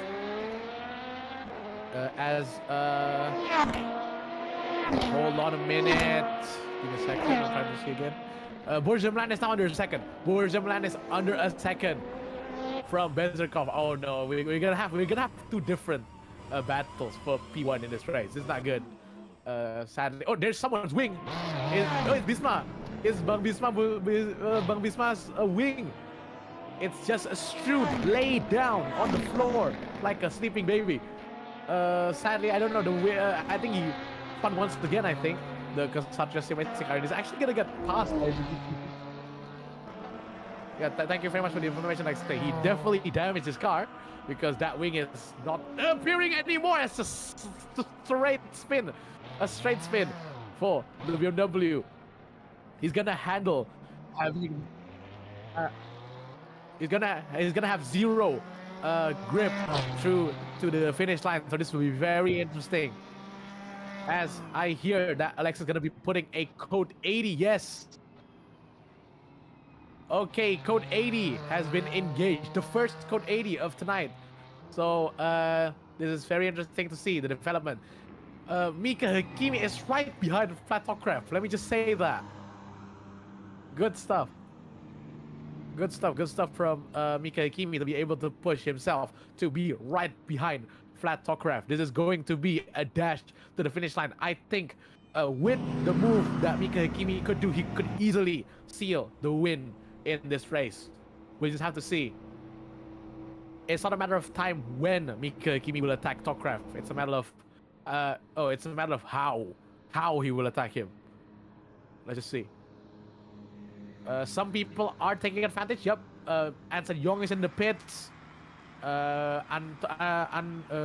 Antonius is in the pits as well. Paparanopoulos is into the pits. Antonius Paparanopoulos showing a good show, giving a good show for the test car tonight. As this Code 80 is definitely going to help him with his strategy. Here's the cause of our Code 80 for Budiman, which has been placed, has placed his wing onto the floor somewhere in like turn 2 or something. Don't know if we're going to get a replay, but I think we're just going to keep staying out here. There is a GT4 car. There is Gleb sandwiched between the two leaders of our GT3 class 1 and 2. Man, I didn't realize how slow 80 kilometers an hour until you're like right on the onboard. It's ridiculously slow compared to like normal speed. There is Shazwan Bari is 75 seconds ahead. Oh, smart. We are going back to green real soon. Here we go then for a battle for the lead in the LMP2 class. This will be very interesting to see. How will it go? Mika Hakimi has been unleashed compared to Flat Topcraft. Here we go though. Can we look at the LMP2 cars, please? There it is. Mika Hakimi has been unleashed compared to Flat Topcraft. We will see who can win this battle. 26 minutes to go. Mika Hakimi could seal the win this time round to give him a bit of motivation for next season round to actually win this whole championship next time. As we go from Sector 1 to the Sector 2, as we go to the middle chicane, there is a slow GT4 car. Antonis, who is out of the pits, he is very approaching. He's quickly approaching Flat Topcraft in that number 55. Gonna have to take a little bit of breather myself. Give me a second. All right, much better. As we now once again see, has Mika Hakimi got the pace to catch Flat Topcraft in front of him? Remember, both of the drivers are rocking very cold tires, as we see Mika Hakimi actually going off track for a little bit there, getting a bit of a dust cloud behind him. 5/10 is still the gap between the Russian and the Malaysian. Number 5 and number 55 against number 10.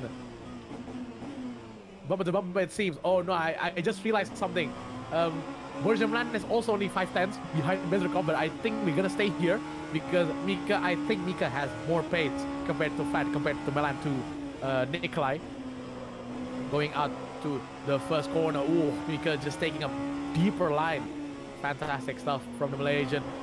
Again, he's just absolutely nailing those curves. Keeping the car. He's trying to catch the number 55 Unison in front of him.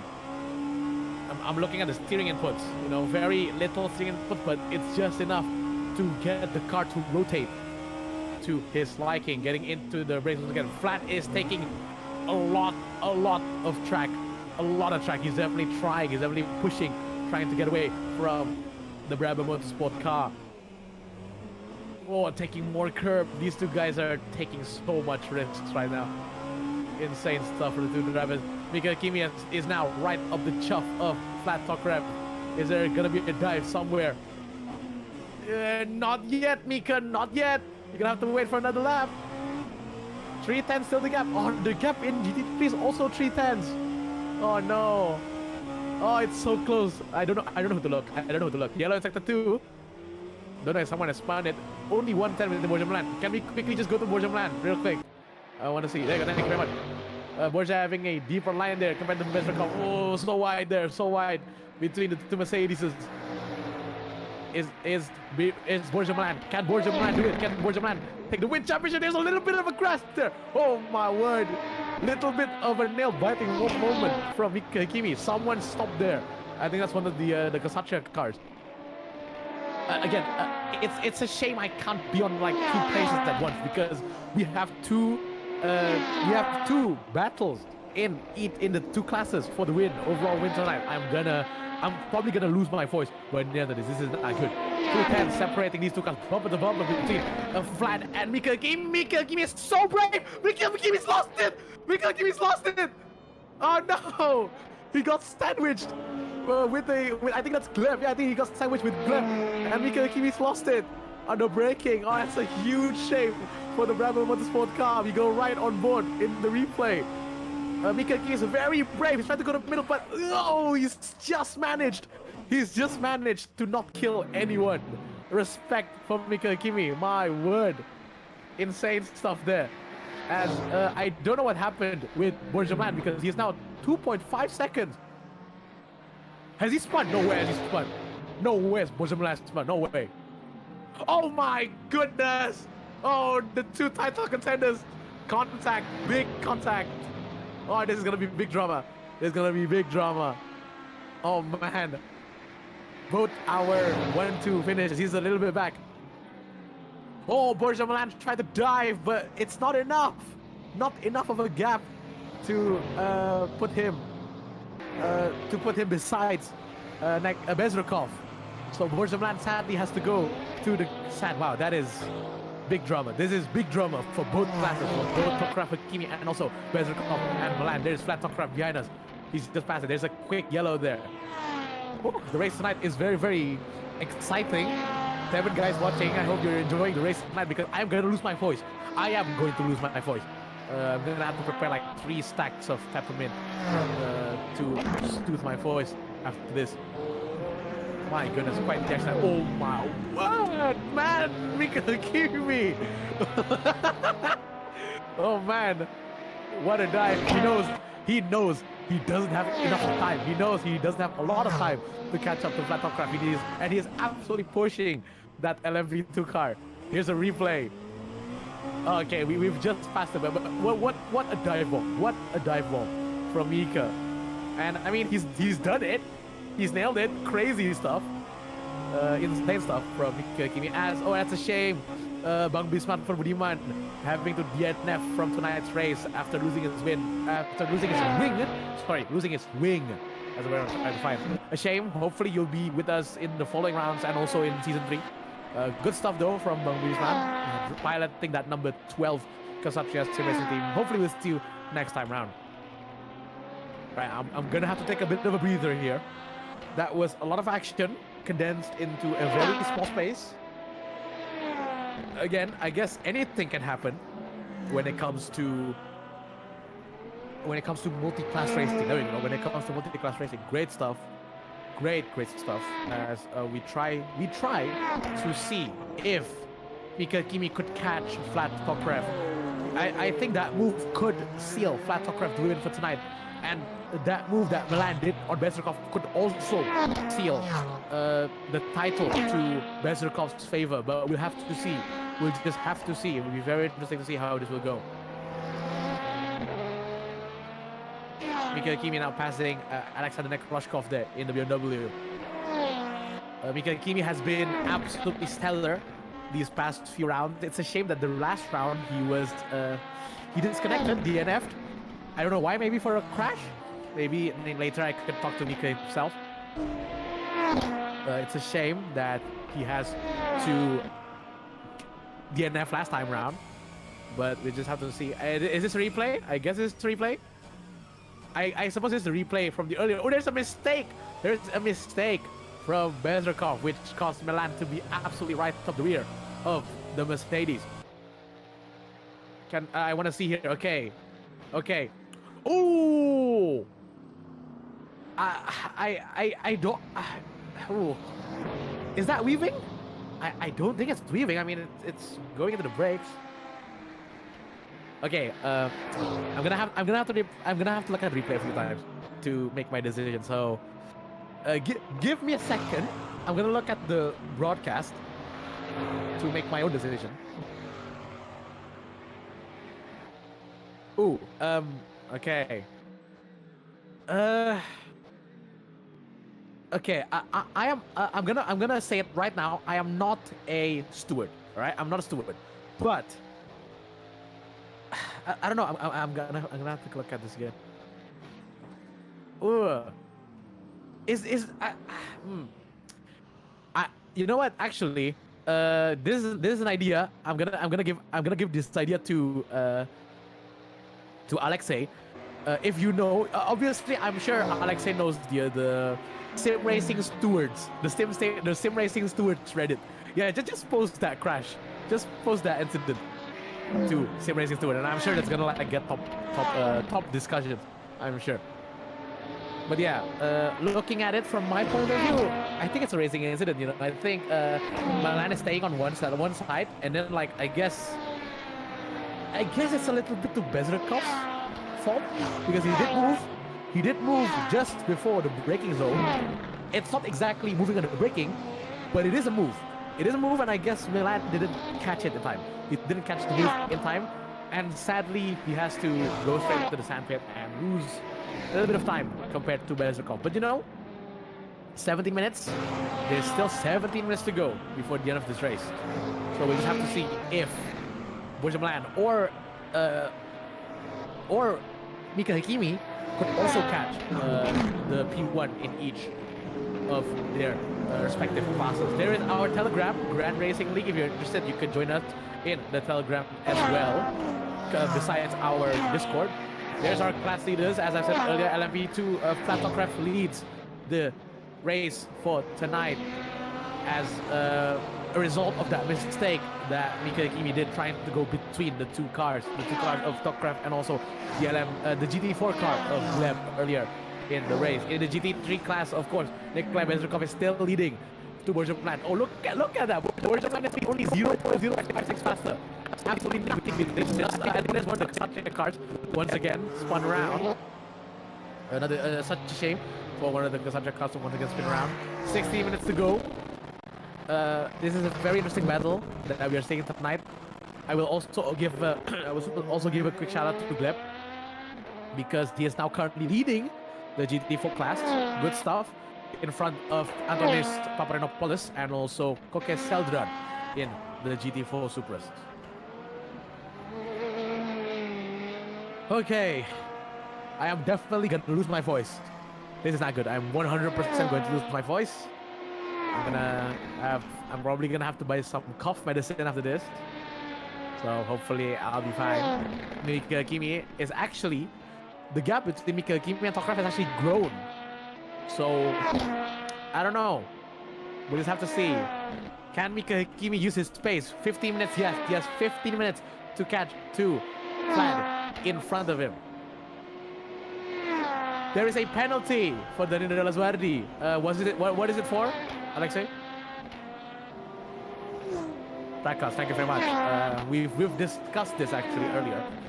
I've asked about the track cuts, and if I'm not mistaken, you have to get 6 penalty points to finally get a track cut. And I think Laswardi has sadly shot over the 6-point limit for the race tonight. All right, I'm gonna go for a quick bathroom break for like a minute, and I'm gonna be right back. Okay, hold on me a second.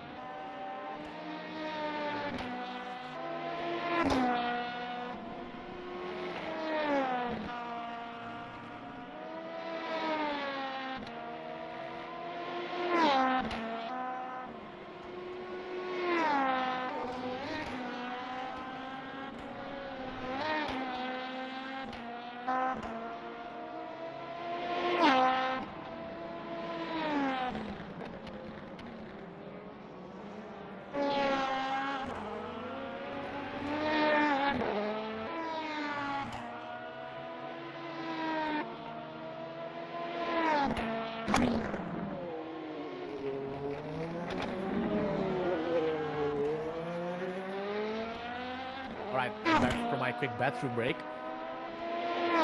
yellow in sector 1 as Mika Kimi has actually clawed some time back from Flat Tokrev. Again, it'll be very interesting to see if Mika Kimi could actually catch him. 13 minutes. He has 13 minutes to pass Flat for lead of tonight's race. I don't think... Is Borjumlan approaching on Bezrukov? 3 seconds. I don't think it's enough. I think that move sealed the title for Bezrukov, but I don't know if there is a steward's decision that's gonna be happening, so we'll just have to see. It will be iffy though, because honestly, like I'm seeing it, I'm seeing the replay again and again, like it's a bit iffy, honestly. I guess it's like, again, it's very hard. I don't want to say anything.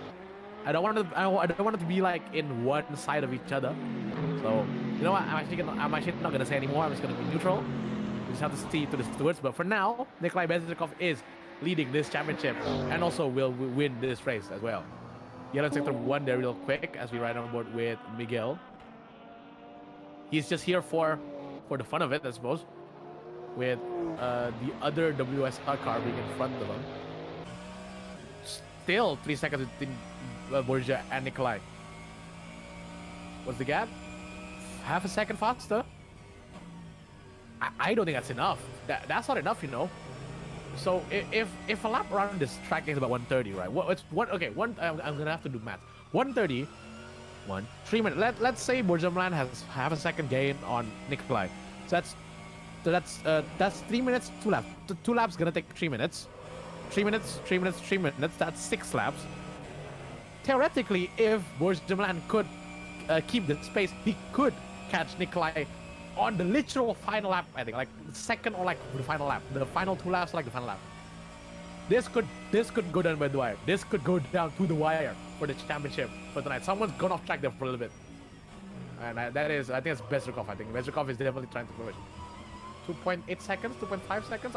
Has Bezrukov made a mistake? I think he has. The gap is down to 2.5 seconds between the two, and also the gap to Hakimi and Tokrev is now 1.5 seconds. So Mika Hakimi can very much win this whole race for tonight. But we are still riding on board with Borjumlan. I think Alexei is interested to see the gap. I think by the end of this lap, going into the final corner. Ooh, a bit of a bad bounce from Borja. But you know what? He is catching massively. Yellows in the first second. How big is the gap? How big is the gain? Oh, 8 tenths. 8 tenths the gain from Milan to Bezrukov. Borjumlan could have a possibility to catch him as we go back to the LMP2 fight. Mika Hakimi is only 1 second behind the Flat Tokrev in the Unison Racing car. Hey, this is great. This is great stuff. So the LMP2 cars are currently passing the GT3 cars who are fighting also for the lead. This could be absolute cinema. I'm just saying, this could be absolute cinema. I'm currently doing the pose. The absolute cinema pose. 10 minutes remaining. A bad bounce from Flat Tokrev. That's gonna open the door to Mika Hakimi. Same corner. He's gonna try to do the same corner. He's gonna go right. Oh, big dive from Mika Hakimi. A little bit of a lockup there. Is he gonna make it? He's gonna make it. Great stuff from Mika Hakimi. Great send. Big lockup. But the Malaysians done it. The Malaysians took the lead for tonight's race. Finally, after Flat Tokrev leads for such a long time. Mika Hakimi, is he gonna keep the lead? Yes, he will. Okay. Luckily, I didn't jinx it there. Yellow in sector 1 for a split second. Can we see Mika Hakimi keep this lead? Going out from the final corner, he is pulling away from Flat Tokrev. So good stuff there. Can we go back please to the GT3 cars? I think Milan has slowly chopped off. Oh, we're gonna go to replay first. Sorry.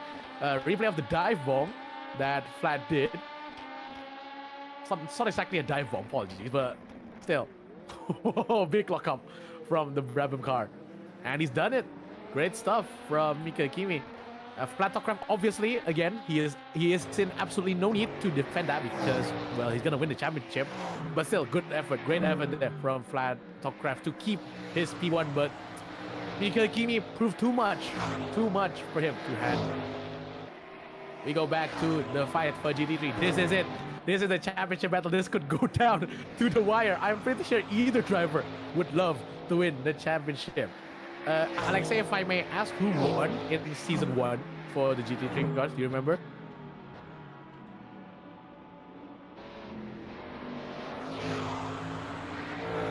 Oh, okay. Oh, okay. Oh, Vlad won it in the Portugal. Okay, interesting.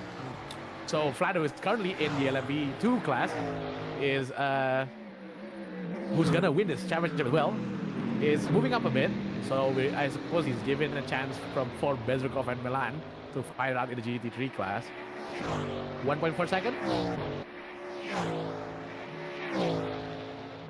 Oh, okay, interesting. So Vlad won in LP3 and he's now in LP2. That's one time up. Do you remember the GT3 winner in season 1? Oh, there is no GT3. Okay, interesting. Well, I suppose this is a brand new class for this time around. Even I forgot. Sorry about that. But oh, that's not gonna help Borjamland. That's not gonna help Borjamland. Trying to keep up with Nikolai Benzikov. Big slide there from the Mercedes driver. 1.7 seconds. Oh, is there another move? There is another move. What is Mika Hakimi doing? What is Mika Hakimi doing? I guess he's doing it for the fun. What is he doing? He's just given the position to Vlad, I guess. So, yeah, I think he is just doing it for the cinema. I'm doing the hand move as well. So Vlad is leading. Oh, wait, hold on. Oh, okay, there you go. Okay, there's Mika Hakimi in front. Did he make a mistake? Did he make a mistake? Yes, he did actually. I guess it's a bad bump. It's a bad bump from the chicane. I guess I don't know what he's doing.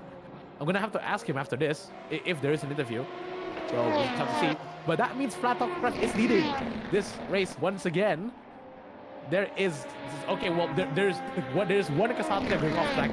There's another GT4 car going off track. It's kicking off. Everything's kicking off now. Mika Hakimi is still looking at the back of Flat Top Craft again. I don't know how. This is like how many times. I don't know how many times Mika Hakimi has stared to the back of the Unison racing car. So I don't know. Maybe again, maybe he's doing this for the cinema. Oh, that's a big mistake from Flat Top Craft. Whoa, good catch, good save from Flat there. Massive twitch as he goes through the curbs. Again, more twitching, so much twitching from the Brabham Motorsport car. My word.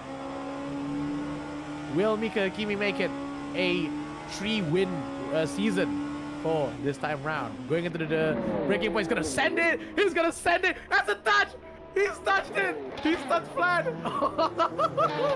He's touched Flat.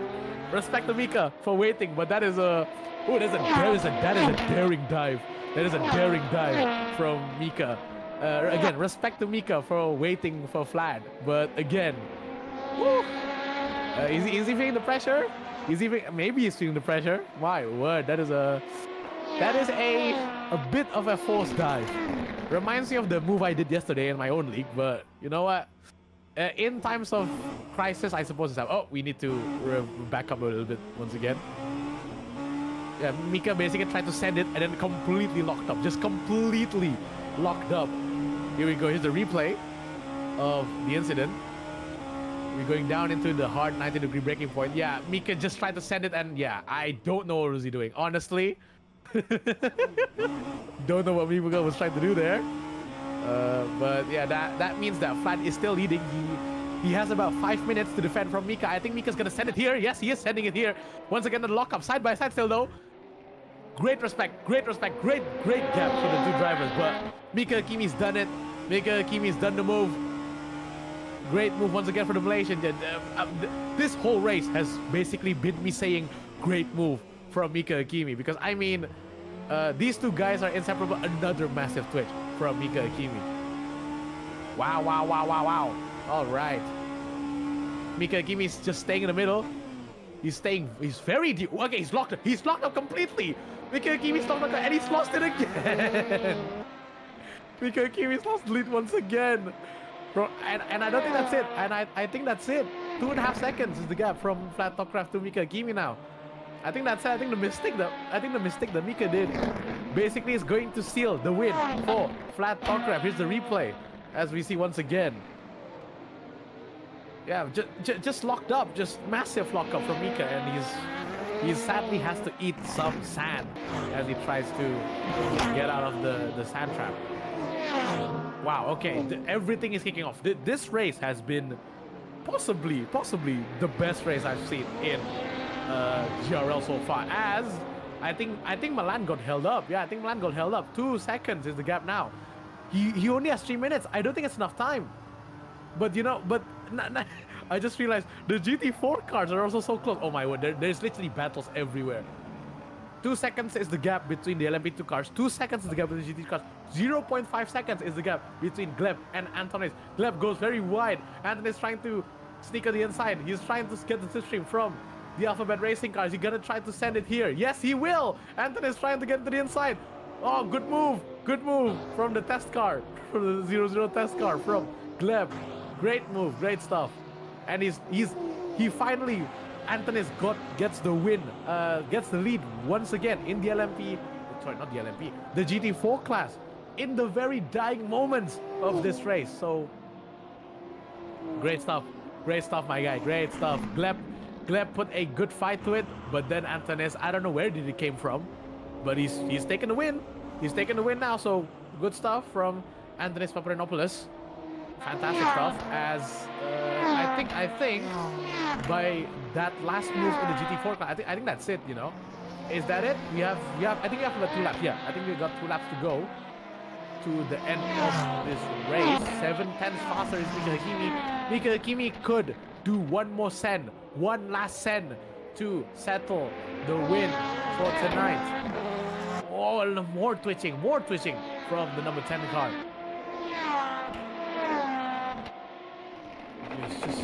Wow. Okay. Yeah, I'm 100% going to lose my voice. I already can feel it going right now. It is that good. It is that good. 1.3 seconds is the gap between Tatokraf and also Mika Hakimi. Just is Mika Hakimi. Mika Hakimi is so much braver on the brakes. Oh my guy, you are drifting there. This is a race, my guy. It's not a Gymkhana track. 1.2 seconds. How much faster is Mika Hakimi?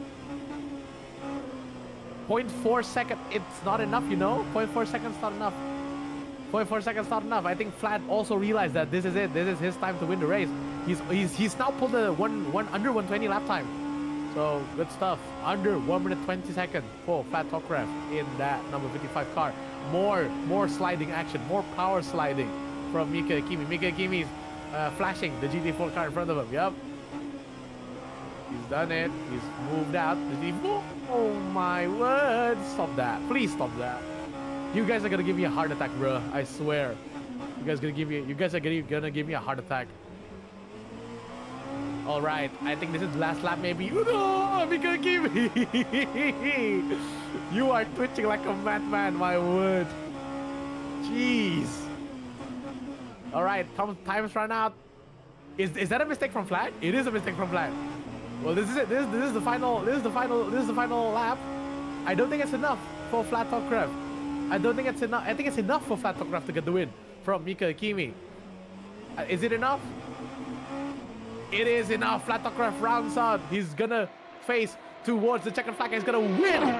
He's gonna win for the LMP2 class for the final race in GRL Endurance Series. What a race. What a battle. What a battle between the guys. What a battle. Fantastic stuff from the two drivers. We're gonna go back to the GT4 class. Yeah. Antonis is still leading for a second. Where's the GT3 cars? Where's the GT3? There is a GT3. Oh, here we go. Here's the GT3. Nikolai Bezrukov only has half a lap to go to clinch this title away from Borja Milan. Two points coming into this round. 2 points settled between the two of them. Nikolai Bezrukov having the upper hand compared to Borja Milan. We've seen these two drivers just pushing each other to the limit. Mistakes were made. Yes, of course they were made. But in the end of the day, I think Nikolai Bezrukov is gonna visit the championship. One final straight to go for Nikolai Bezrukov in his very multicolored number 23 Team Phoenix Mercedes. Coming into the last corner, Nikolai Bezrukov is gonna take the championship for season 2 of the GRL Endurance Series. Fantastic stuff, Nikolai. Great finish. for the Team Phoenix car. Great stuff. Borja Milan has to settle for P2. P2 finish in this race and also P2 finish in the championship. What a race. What a race, guys. Fantastic stuff. And as we see for the GT4 class, Antonis Paparanopoulos getting the edge over Gleb Kalyagin there as he wins in GT4 for the first time, I think, over Gleb Kalyagin in second place. Great stuff. This is probably the best GRL race I've seen so far. Great stuff. Great stuff, great action. Basically non-stop talking. I haven't stopped talking for like the last 2 hours compared to my break. But yeah, great stuff. That's Mika Hakimi winning the championship in LMP2, but Flat Topcraft will win this round. So I guess it's both of them gets a consolation prize. You know, one of them gets a win, the other one gets a championship win. That is a great stuff. Wow. Wow, wow, wow. I don't know if there is gonna be interviews. Hopefully there will be interviews. And there it is. It's over. The 5-round series is over for GRL Endurance Series. What a race. What a final race for tonight. Great stuff. I'm gonna keep applauding these guys because, wow, these guys put on a show. They put on a show tonight. All right, I think we're gonna go to interviews. So I think we're gonna go to a break real quick. Oh, yep, we're gonna go for a break real quick. So we'll be back soon.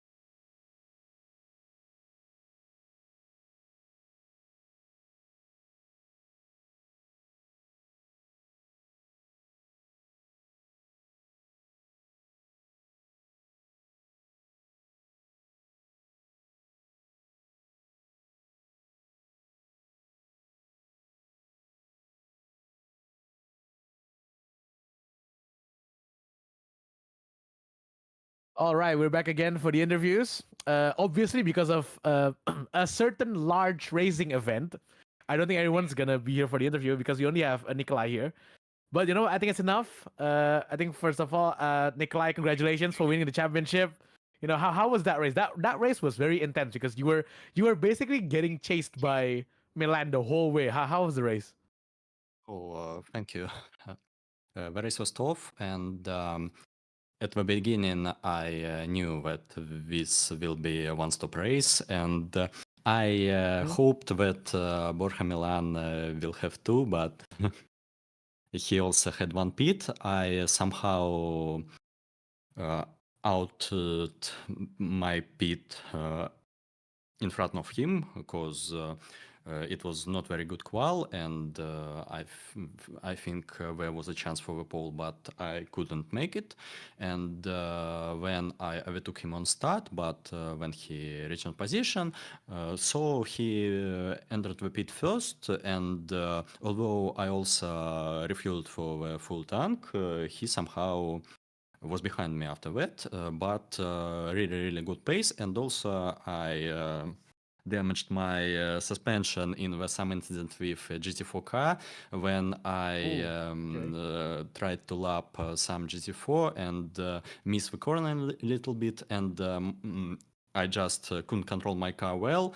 And at the exit of a corner, we had a contact, so I had suspension damage. Maybe it also Mhm. decreased my pace a little. So Borja was right behind me, and when he tried to overtook, it was really nice dive, I believe, in plan. But I keep my car at the center of track and Yeah, maybe a little bit on the inside, and he just misjudged a little bit. Also, for your yeah, information, at the end yeah. of the race, I still had fuel for, I believe, 2 laps in Oh, qualification mode, so it was too much economy. And this was my race, and if possible, I want to go. yeah. I mean, again, you were on pressure by Borjumlan massively, but yeah. Once again, thank you very much, though, Bezra. Once again, I do want to say congratulations once again on Yeah. the win of the Yes, championship thank you, for thank you. the season 2. So glad. Thank you very much, Nikolai. Now you Goodbye, can go watch F1. Go watch that. Yeah. goodbye. Bye. Don't worry though. I'm gonna still be here because I have F1 on my other page. But I before I want to finish, I want to just say thank you very much for the listeners, for you guys watching this 5 round series. Uh, by my calculations, I'm seeing on the grid here. So Unison Racing, the number 55 car of Flatocraft, wins the championship overall. It's a shame that Mika Kimi couldn't have enough pace, or I don't know, just making lots of mistakes there, that he is unable to catch the Unison Racing by the end of it. So congrats to the Unison Racing for finishing first place, Flatocraft. In the GT3 class, it's a win for of course, the Team Phoenix number 23 for Nikolai Bezrikov. That's just joined us in the commentators box. So thank you very much for your participation and congratulations once again for your win. And also in the GT4 class, I think, yeah, Gleb still took it. Gleb still took the win in the championship in the GT4 class. So fantastic stuff. Congratulations for you guys for winning it.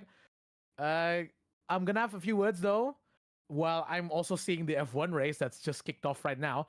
Thank you very much. This is the end of our season 2 for GRL Endurance Series. So great stuff we see right now. Uh, there is a few stuff going on for season 3 and such that will be planned very soon. So hopefully that will happen very soon. And also remember, there is also a uh a one-off series. I think I'm not mistaken because Alexei was talking about it earlier today. A one-off series where we will be racing with retro cars in a solo endurance series. So not solo endurance. It's a solo one-off event. There you go, using retro cars. So that's very interesting. If you're interested to join that once again, we'll be back very soon for those races and also for one-off championship and many other kinds of championships as well. So we'll be back very soon. Once again, I think that's all from me, Evan Ozea, as your commentator for tonight. And along with Alexei Zagrodnev as your camera broadcaster, race director, whatever it is. A lot of things that Alexei could do. So hopefully you guys could catch us once again very soon. I also want to just say thank you very much for Alexei for this opportunity that I've been given for the commentaries.